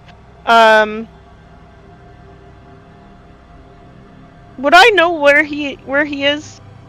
No, he doesn't like. No. He doesn't really like leaving notes. He's kind of like one of those mentors, like in the old animes, that are just like, "Yep, I'm gonna beat the shit out of you, and you're gonna get better about it." Right. So, but I could leave him notes and stuff if they don't have a way to get a hold of him. Mm-hmm. Yeah. Do you guys have a way to get a hold of him? Typically, we find him. Well, we could if we run into Raven shifters. They can fly and send messages for us. We have helped them in the past. We would obviously have to know where he is. But if we wanted to go a little more roundabout, we could take the road back across the bridge, cut through the trails through the woods to his tower, see if he's there. If he's not there, that's fine. Head back up, try to find the sword, try to find the mage, raft back across to Vallaki, and he might be at the inn there. Or if we rest, I can prepare the spell sending and just talk to him. Fair enough. Oh. Are you much of a scroll writer? No. I'm more of a prayer person. I could use that spell. Unfortunately, my power comes from my god. My power comes from my mind. Maybe we can find an arrangement.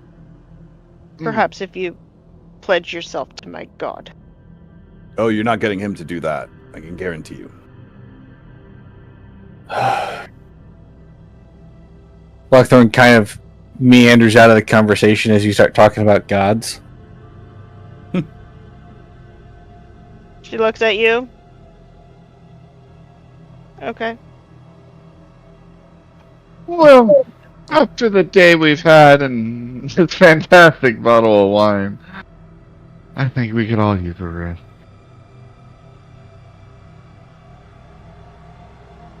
Yes. What time is it? Time to get ill. So it's it's when did you guys get the Krezk? We got there in the morning, and then we probably would have got here in the morning.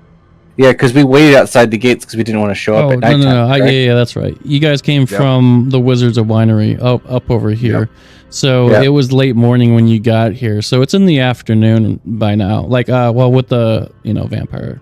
Well, the guy said it was dinner. Yeah, we interrupted his dinner. Rue. Okay, that's dinner time. That's probably what I was going to say. Well, I think every time you guys have talked to me about this game, you've said that you were having dinner with the dude. Yeah. So, and that's been for like... If our memory serves us, who knows? It's been a minute, well, but you've been talking about this game for like, I don't know, a year a while. Or something like that. I don't know how long I've known you guys, but it's been a while. We did also do the lake thing, and then we had to walk up the side of a mountain, so that makes sense. Yeah. And after the funeral, it's probably, We did the lake thing, indeed. Yeah, We're supposed so to sleep here? it's getting late and it's getting dark out. Oh. So, the celestial says, y'all. No, he wouldn't say y'all. You all are able. Sorry, that's just me. You all are able to rest here, should you choose so. I will ensure nothing ill happens. However, I don't think I can travel with you just yet as far as... I don't think I can travel with you just yet because of the Dark Lord who watches over us. Please ensure that you do not say his name, or else he will be able to hear it and cast his vision upon us. He will know where you are whenever you say his name. With me getting some of my power back and cleansing my mind, I don't want him to pick up on that. So I will stay here and hope that he does not have anything or anyone listening to us right now. He may think that I told you guys to get out and you actually obeyed, or you guys roughed me up and left. But he does not have to know we are working together. Of course. Not until we're ready. And Indeed. you can't guarantee our safety tonight, though. No safety can be guaranteed here. Right. So I would still cast Liam's tiny hut for myself and whoever wanted to sleep in it. All I can do is offer an alarm of sorts. I can guarantee you won't be surprised. Good enough. The best you can do is the best you can do. He nods.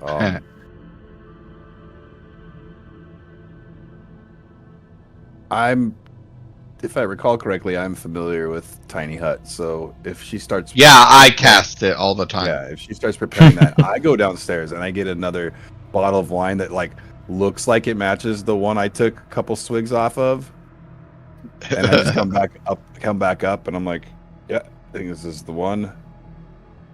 And I just enter the hut, sit down, take my gloves off.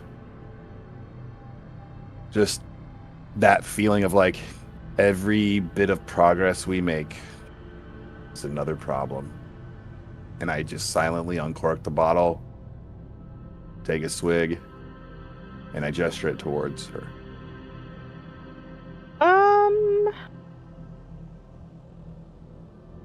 Don't know if she drinks. Roll for it. What should I roll? A 1d6. 1, yes. 6, no. 1, 2, 3, yes. 4, 5, 6, no. Oh, you do. Okay. No. I take a drink. Thank you. Of course, help yourself. I don't intend to drink the whole thing. Probably a wise decision. I agree. Having adult brains not a good idea.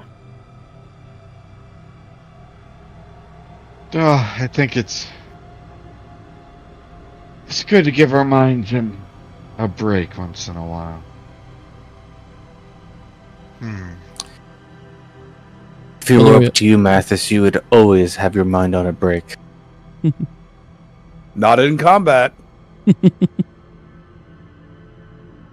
Valoria, I need you to fuck, I forgot what I was gonna say. You need to no, I was gonna have you roll a con save, but I will just let you know that you drink this wine and it's rather good and it has a warming sensation to it. Being a cleric and one who is been blessed with a lot of magical aptitude, you can tell that this wine has been brewed inside a magical or an enchanted massive barrel. Like the wood that this was brewed in is magical in a sense, and that's what's causing the warming sensation. That's almost calming to you. Do And it's they good. know about that? I don't know. Did you know this was magical? I believe so. Yeah. I think I talked to Matthias about this before. It's where it comes from. He's Of the course. wine snob. You'd have to ask him. I wouldn't let any of us drink anything that wasn't safe. I don't know if I believe you. I just met you, sir. More.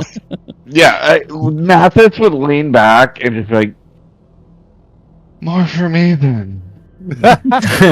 Blackthorn just kind of looks at Mathis and goes, "You let me drink magic wine?" I didn't make you drink nothing. It's not like it's not detrimental. It's just to like warm the bones.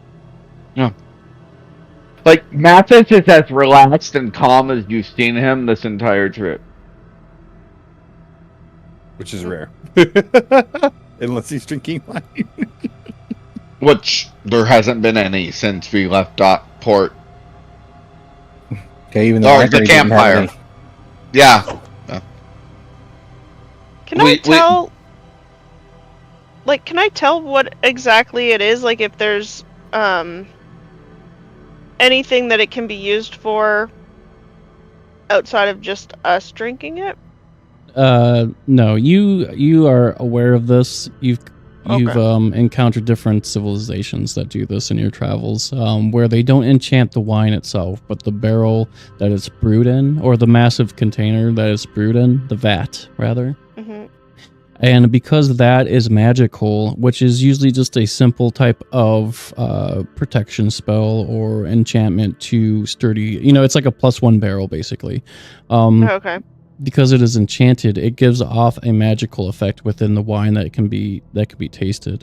After living in the Dread Domain for so long, you've heard of this wine, but you never went out of your way to try it. But you and Rictavio have talked about it before, and Rictavio says they do that so that way you can actually feel a little bit, you can actually feel something for those who are, dreary or depressed. So it's like an actual, or it's like an additional effect on top of just the normal sensation you'd feel from drinking wine and getting drunk. It's to help the people. Like calm emotions type thing.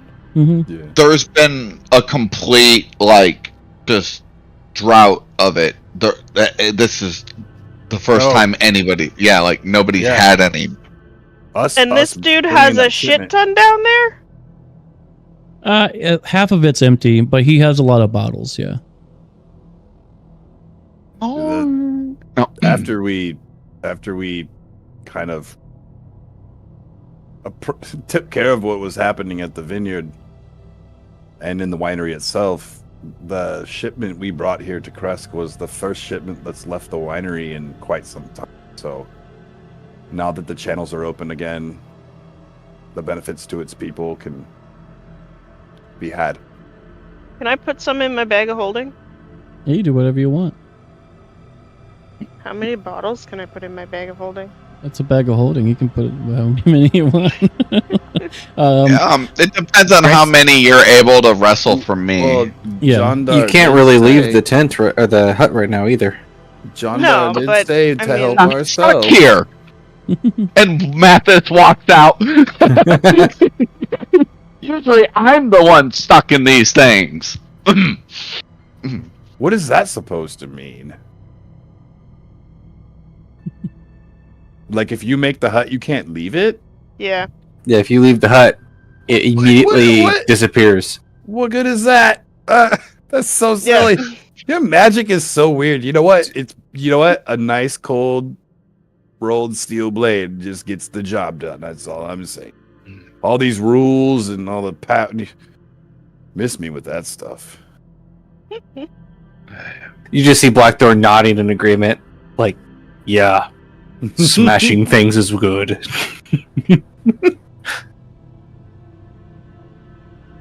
Nice. Eventually, Mathis gets back. Feels good to be free. What else are you guys doing tonight? I would think that after, sitting around sharing space and sharing some drinks, that the conversation would probably wind around to one of us, if not myself, being like, so You came here on purpose? How long ago did you do that? Why? Like, what's the deal here? What possessed you to do such a thing? Well, I have been given a path from my god to seek out places of unbalance and try and rebalance them. This place is clearly off the balance. Have you Did not realize I couldn't leave. Not the end of the world. Right. It might be. Well, I mean, it might be, but that is what it is. So you've been to places like this before? Similar, yes. I have been to some similar places. Not to this extent. Usually I can leave.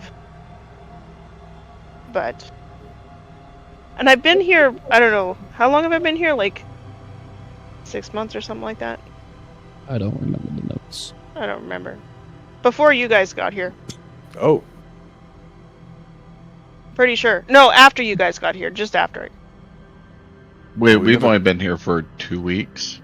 Oh, no. Then I've been here longer than that. Yeah, you've been here for a couple months. I just can't remember. It's been months. Yeah, like I've been here for like... I think it was like 3 to 6 months or something like that. Sounds And good. you're not like him. You're more like him, where your power doesn't come from study and practice. It comes as a gift to you from your god. Yes. And because my god is not tied to a plane, I don't lose my faith, my connection to him. I see. Yes, he is the god of travel. Planar travel. That's what makes it so easy for you to... Mm-hmm. Oh. Exactly. Huh. Yeah, we basically just got screwed.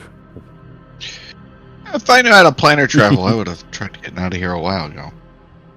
Well, I don't have I know that now. Yeah, like, it does... You can't just plane shift out of here. Not that I have that ability. I kind of just follow the astral sea. So we really do have to see this thing to the end. Yes. Blackthorn, did you want to say something? That was me to see if Blackthorn understands this conversation or not entirely. Okay. Yeah. So you're now you roll on that dude. one. Like, yeah. After you realize, like, when you get really mad, you kind of get smart too, and like you're really following along with everything here. So you're telling me you just travel to other realms for fun? Not for fun. No. Then for what purpose? Finding balance is not fun. Finding balance is work. Everyone must find balance. I'm still seeking balance. Sometimes I am doing a better job than others. Sometimes I'm on one side than the other. So I have to ask, if you bring fun to a place like this, do you go to places where people are happy and piss them off? Happy and sad and anger are not what balance is. Then what is balance? Somewhere in the middle. Balance is between light and dark. Good and evil. Happy and sad is emotions. And the same coin of Mathis, you go to places that are full of good and introduce evil? No. I just make sure that they aren't... I don't under... So you bring balance with a bias. No, I don't. I go where my god tells me to go. Yeah, he has given me the map. Valoria? Yes? It was about that time that you realized Mathis is an asshole. And Blackthorn they're not that intelligent.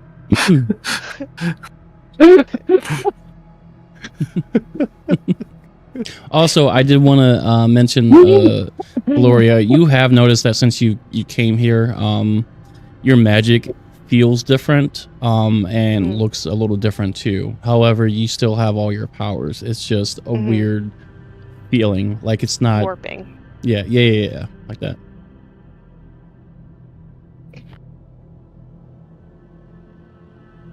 Yeah. But yeah. Clearly, Mathis needs to learn balance because Mathis needs to learn a lot of things. He is very classically educated, while very new to the world. This was his finding himself adventure that took a hard left turn into what the fuck land.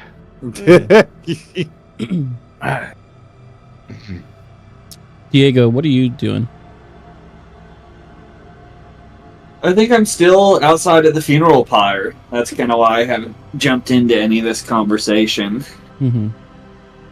I think you just so captured by that moment that he probably wouldn't move for some time. Okay. Well, you and I are gonna go. Oh, I don't have a whisper room here. go to We a can all different just channel. bounce out of the channel. Literally, yeah. Yeah, do that, please. Alright. Thank you. Oh wait, you want us to go out of the channel? Yeah. Oh, they're going out of the channel. Yeah, you're going too. Wait, where am I going?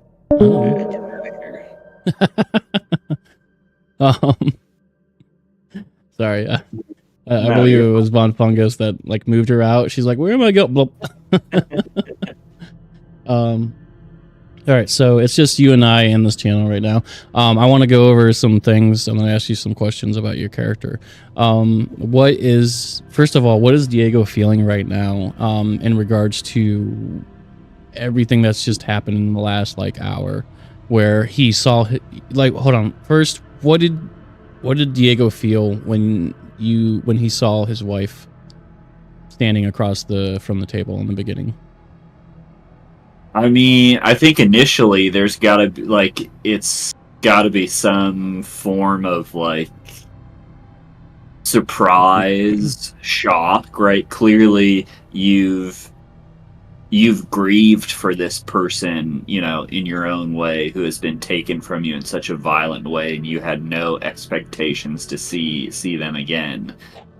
So I would imagine there's some sort of a reigniting of that wound, colored with being surprised that you're seeing this person again, which quickly morphed into a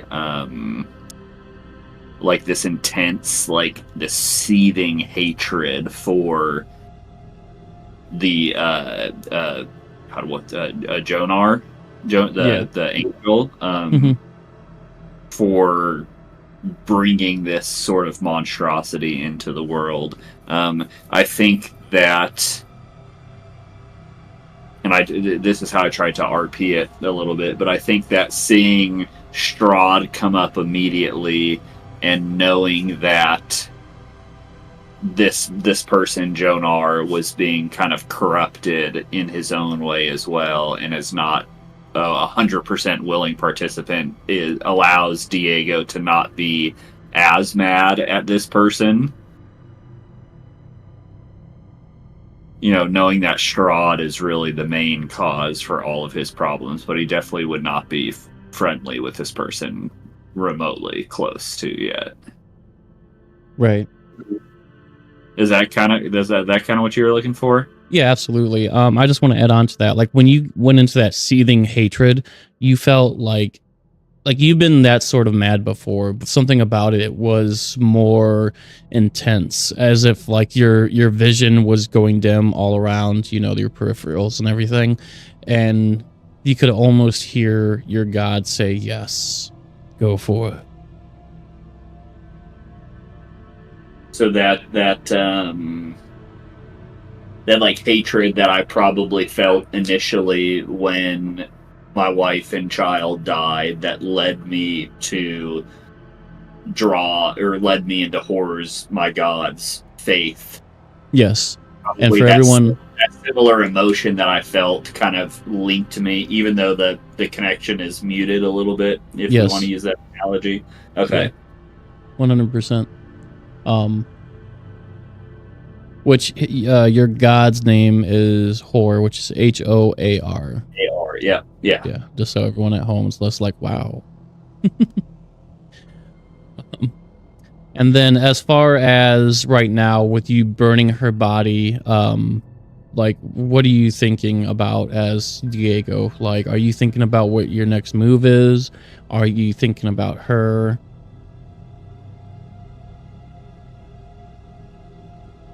It's a good question. I mean, I think definitely it would.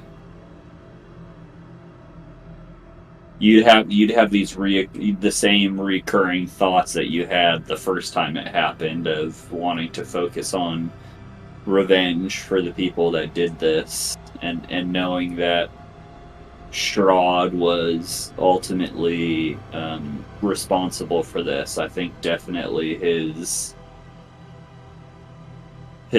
like Northern Star would be justice or retribution, however you want to call it, for his wife. Knowing that Strahd is that final destination, but also knowing that with the way that our current group is set up and the power that we know Strahd to have, would understand that there's tasks that we need to complete before we can go take him on. So, falling back into some of the discussions that the group has had previously of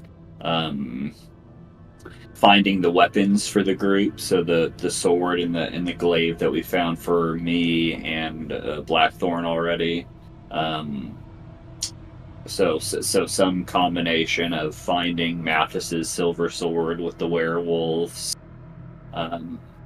linking up with the Mad Mage and trying to cure him to form another ally, and then visiting the Amber Doors for, I'd have to look at my notes, but for some sort of like power that we were prophesized would be behind those golden doors. Yeah. So, I mean, like, I guess a short summary would be, I want to kill Strahd because of what he did to my wife, but from a military tactic standpoint, clearly there's a few, T's we need to cross and I's we need to dot before we get there. Right. And lastly, what does Diego think about what the Celestial said to him about Hor being, a different type of madness or maddening? I think based on what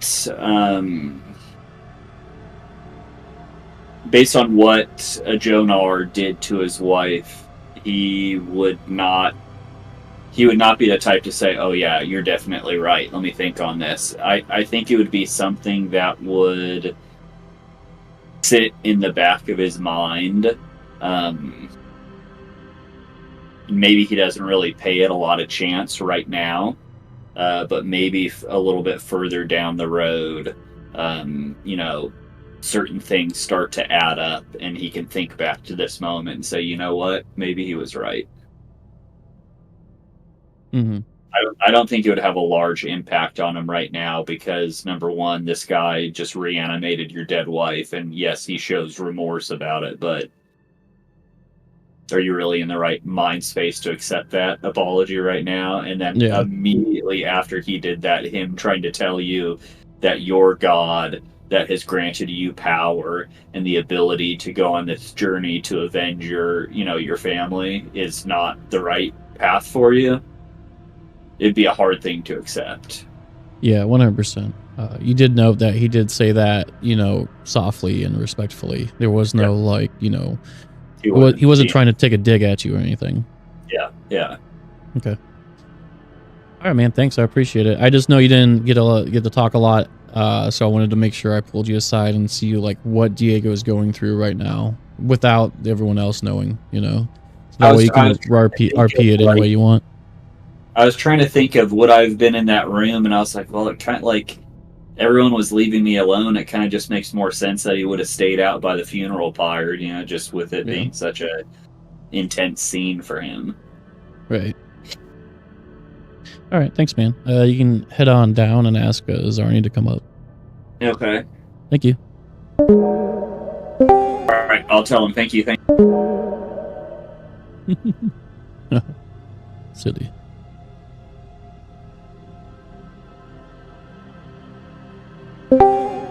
Yo. Yo. How are you doing? I'm good, man. Sick. Yo, there's a part in the game that I wanted to talk about, and it'll just be for you, me, and anyone that watches the stream. For sure. What did Bertrand think or go through when he saw Cletus? It was just a brutal wall of emotional disappointment, knowing that whatever happened with Mathis and the shadowy people that came and knocked us out and brought us here, like, it's one thing for us to be here and to work together to get out of here, but seeing Cletus, man, being like, Cletus didn't do shit, man.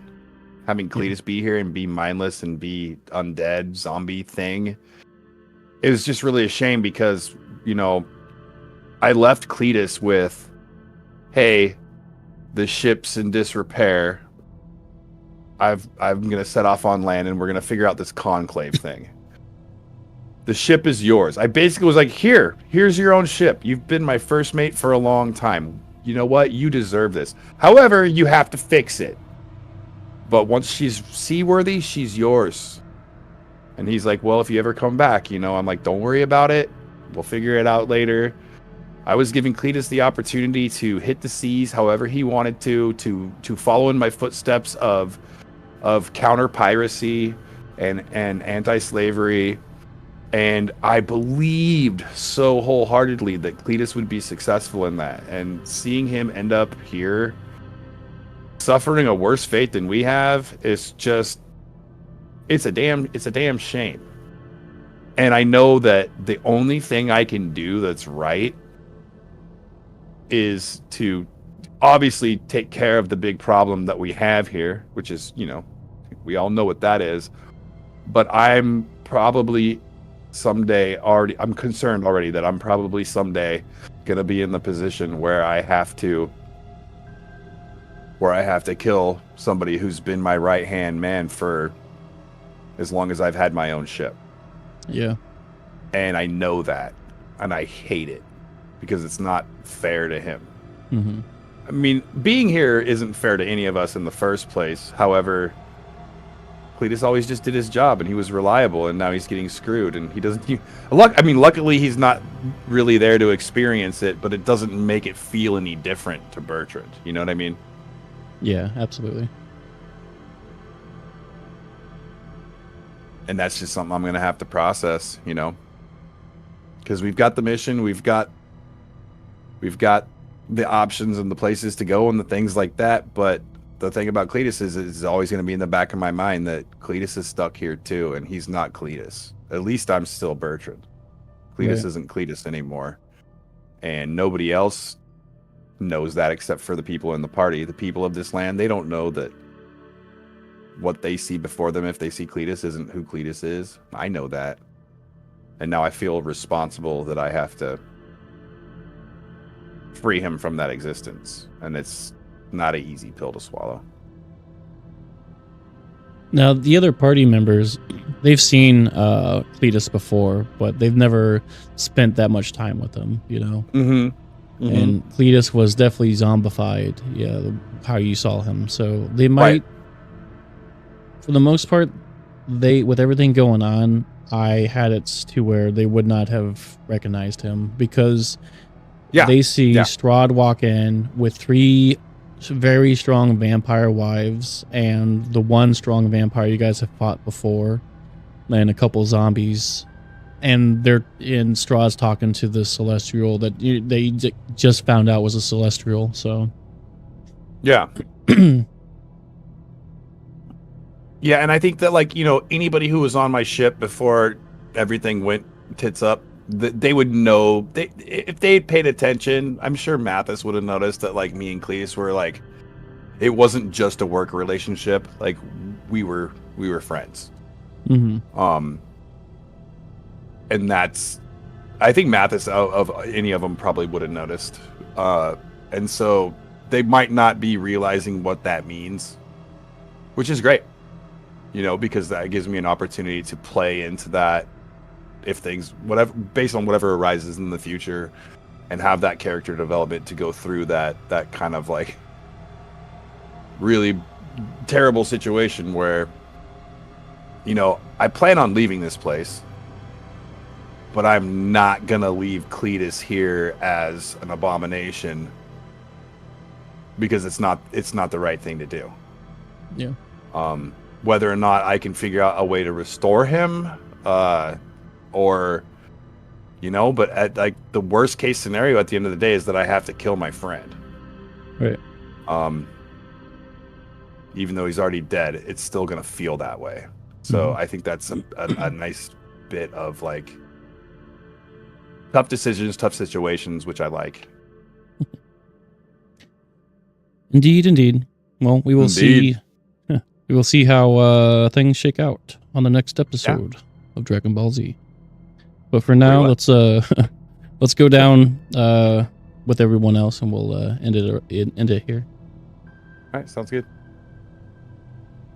Well, as soon as Strahd came in, I'm like, something bad's gonna happen. Yes. All right. I was just like, thanks. what the fuck? Thanks everyone for having patience and waiting as I did some like little solo interviews with people's characters. We are going to be ending it here though, as you guys have just had an eventful day of finding deformed mongrels who are maddened, who has madness. An abbot who's actually some sort of celestial, Strahd, walking down with 3 wives that you knew nothing about, and then the other vampire guy there, and a couple zombies coming in to basically confront the celestial, and from there, everyone saw what happened. It was a very long, eventful day, a lot of emotions. A lot of feelings going on, and with that, we will close it out there. Are we able to long rest? Yeah, you guys can long rest in the morning, or we'll pick up in the morning next time. Okay, Cool. I'm going to take the sending spell. MVP with the Greater Restoration move. Dude, Right? I was really surprised that you did that. I'm just like, oh, dude, that's perfect. I don't have to do anything else to try to clue you in on how to help. You're just like, I know what to do. I mean, it's a good thing he did. He was about to get decapitated. She was like, this guy needs to be cleansed. And I was like, well, I did this thing to Blackthorn one time, so... and it made him feel good, so Was it maybe... bad? No. I remember I drew the bad straw. Yeah. Oh, that's right. We drew straws. Yeah. He was gonna help me test out my new item to see if it worked. And it was like, it could be bad. He's like, I can take it. That's shit. funny. Yeah. Yeah, I remember that now. Yeah, I hope you guys had fun. This was at first a little stressful trying to remember where we stopped 2 years ago. But I feel like once we started going, I kind of just fell into it, like riding a bike and such. So I hope you guys enjoyed this session, and It was great. especially you, Yeah. Valoria, as your first character here in the campaign. Yeah. Yeah. I've been wanting to play this character for a while, so it's nice to actually get to do it. Mm-hmm. So it'll be interesting to see how she turns out. Right. Frickin' Blackthorn, we rolled to see if he would pick up on how, like, because she's always like expressionless basically. So he was like, is that like because she's like depressed or whatever. So he rolled a 19 insight. So, Nice. so he understands a little bit.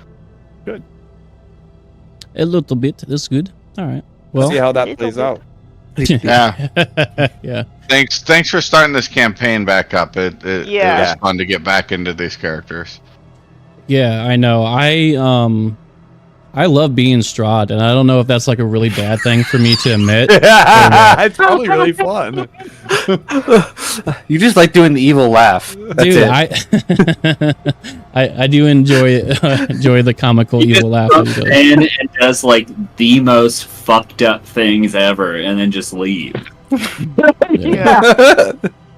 Like, just if you got something figured out, you just like dickhead's just gonna show up and be like, "Ha ha, you guys are stupid." Yeah, I didn't know how you guys were gonna react, Gus, because I'm just like, dude, he's going into a room with a celestial and like party members that are getting strong. He's probably going to be bringing, you know, his wives, his actual entourage, where he would actually go places with. You know, he's like, all right, let me show them what they're fucking with, kind of vibe. Yeah, I mean, Blackthorn might have went at him again if it was just him, but with that entourage, he's like, nope. It was one of those situations where we're like, we can't try to. He wouldn't even be here right now if he thought there was any room for us to have a possible advantage in trying to fight him. So we just have to kind of eat this one and then work with what we just found. Yeah. Because we're trying to build. We're trying to build forward. We're trying to build a momentum against him and like trying to go, you know, build back better. Tip to hilt right now is probably not the best idea. Yeah, absolutely. Shit was wild. Yeah. I like how as soon as the game ended, friggin' Asher has changed his icon to something else. But anyway, yeah. So I got some prepping to do. I got a lot to read over, but from my understanding is tomorrow you're gonna try to contact Victor Rudolph. The monster hunter, who is also known as Rictavio in this area for his like little spy network and everything, his little persona that he put on. And from there, you're gonna try to go for the blade, right? The sword. Yeah. Proximity would say that would be the mood. Yeah. Okay. And I did the scry. I got to use the scry orb that one time, so like I've been clued in on the exact location. Yep. It's just a matter of getting there. Right. Mm-hmm. Yeah, you know where to go. I can kind of go over that a little bit more with you later. Is that like fucking werewolves? Yes. Why don't you just quickly tell us what the sword is about? So Mathis's whole like purpose for leaving home was to find this lost sword that's been in his family for several generations. It's an elven family blade that gets passed down, and his grandfather lost it in a war, and his father never got to receive it. And so instead of becoming a general or running the family business, he decided to step off into his own and go retrieve the family sword. That would be his claim to fame and his proof that he is worthy of carrying on the family the line. Somehow that led us here, and I found out that the sword was here. I met somebody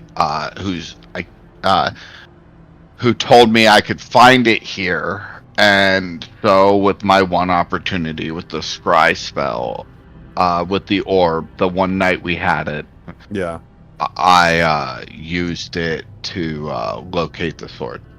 Yeah, and it is currently being possessed by a pack of werewolves in a cave somewhere. Mm-hmm. then yep. I might have to change my spells again. It's okay. It's good information to have. Yeah, Yeah. because remove curse might be a good idea. Now this sword Either- sucks. Yeah.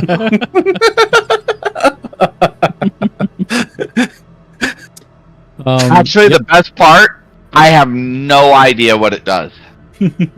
Yeah. Well, we will find out soon enough. Until then, I bid everyone goodbye, good night, good day.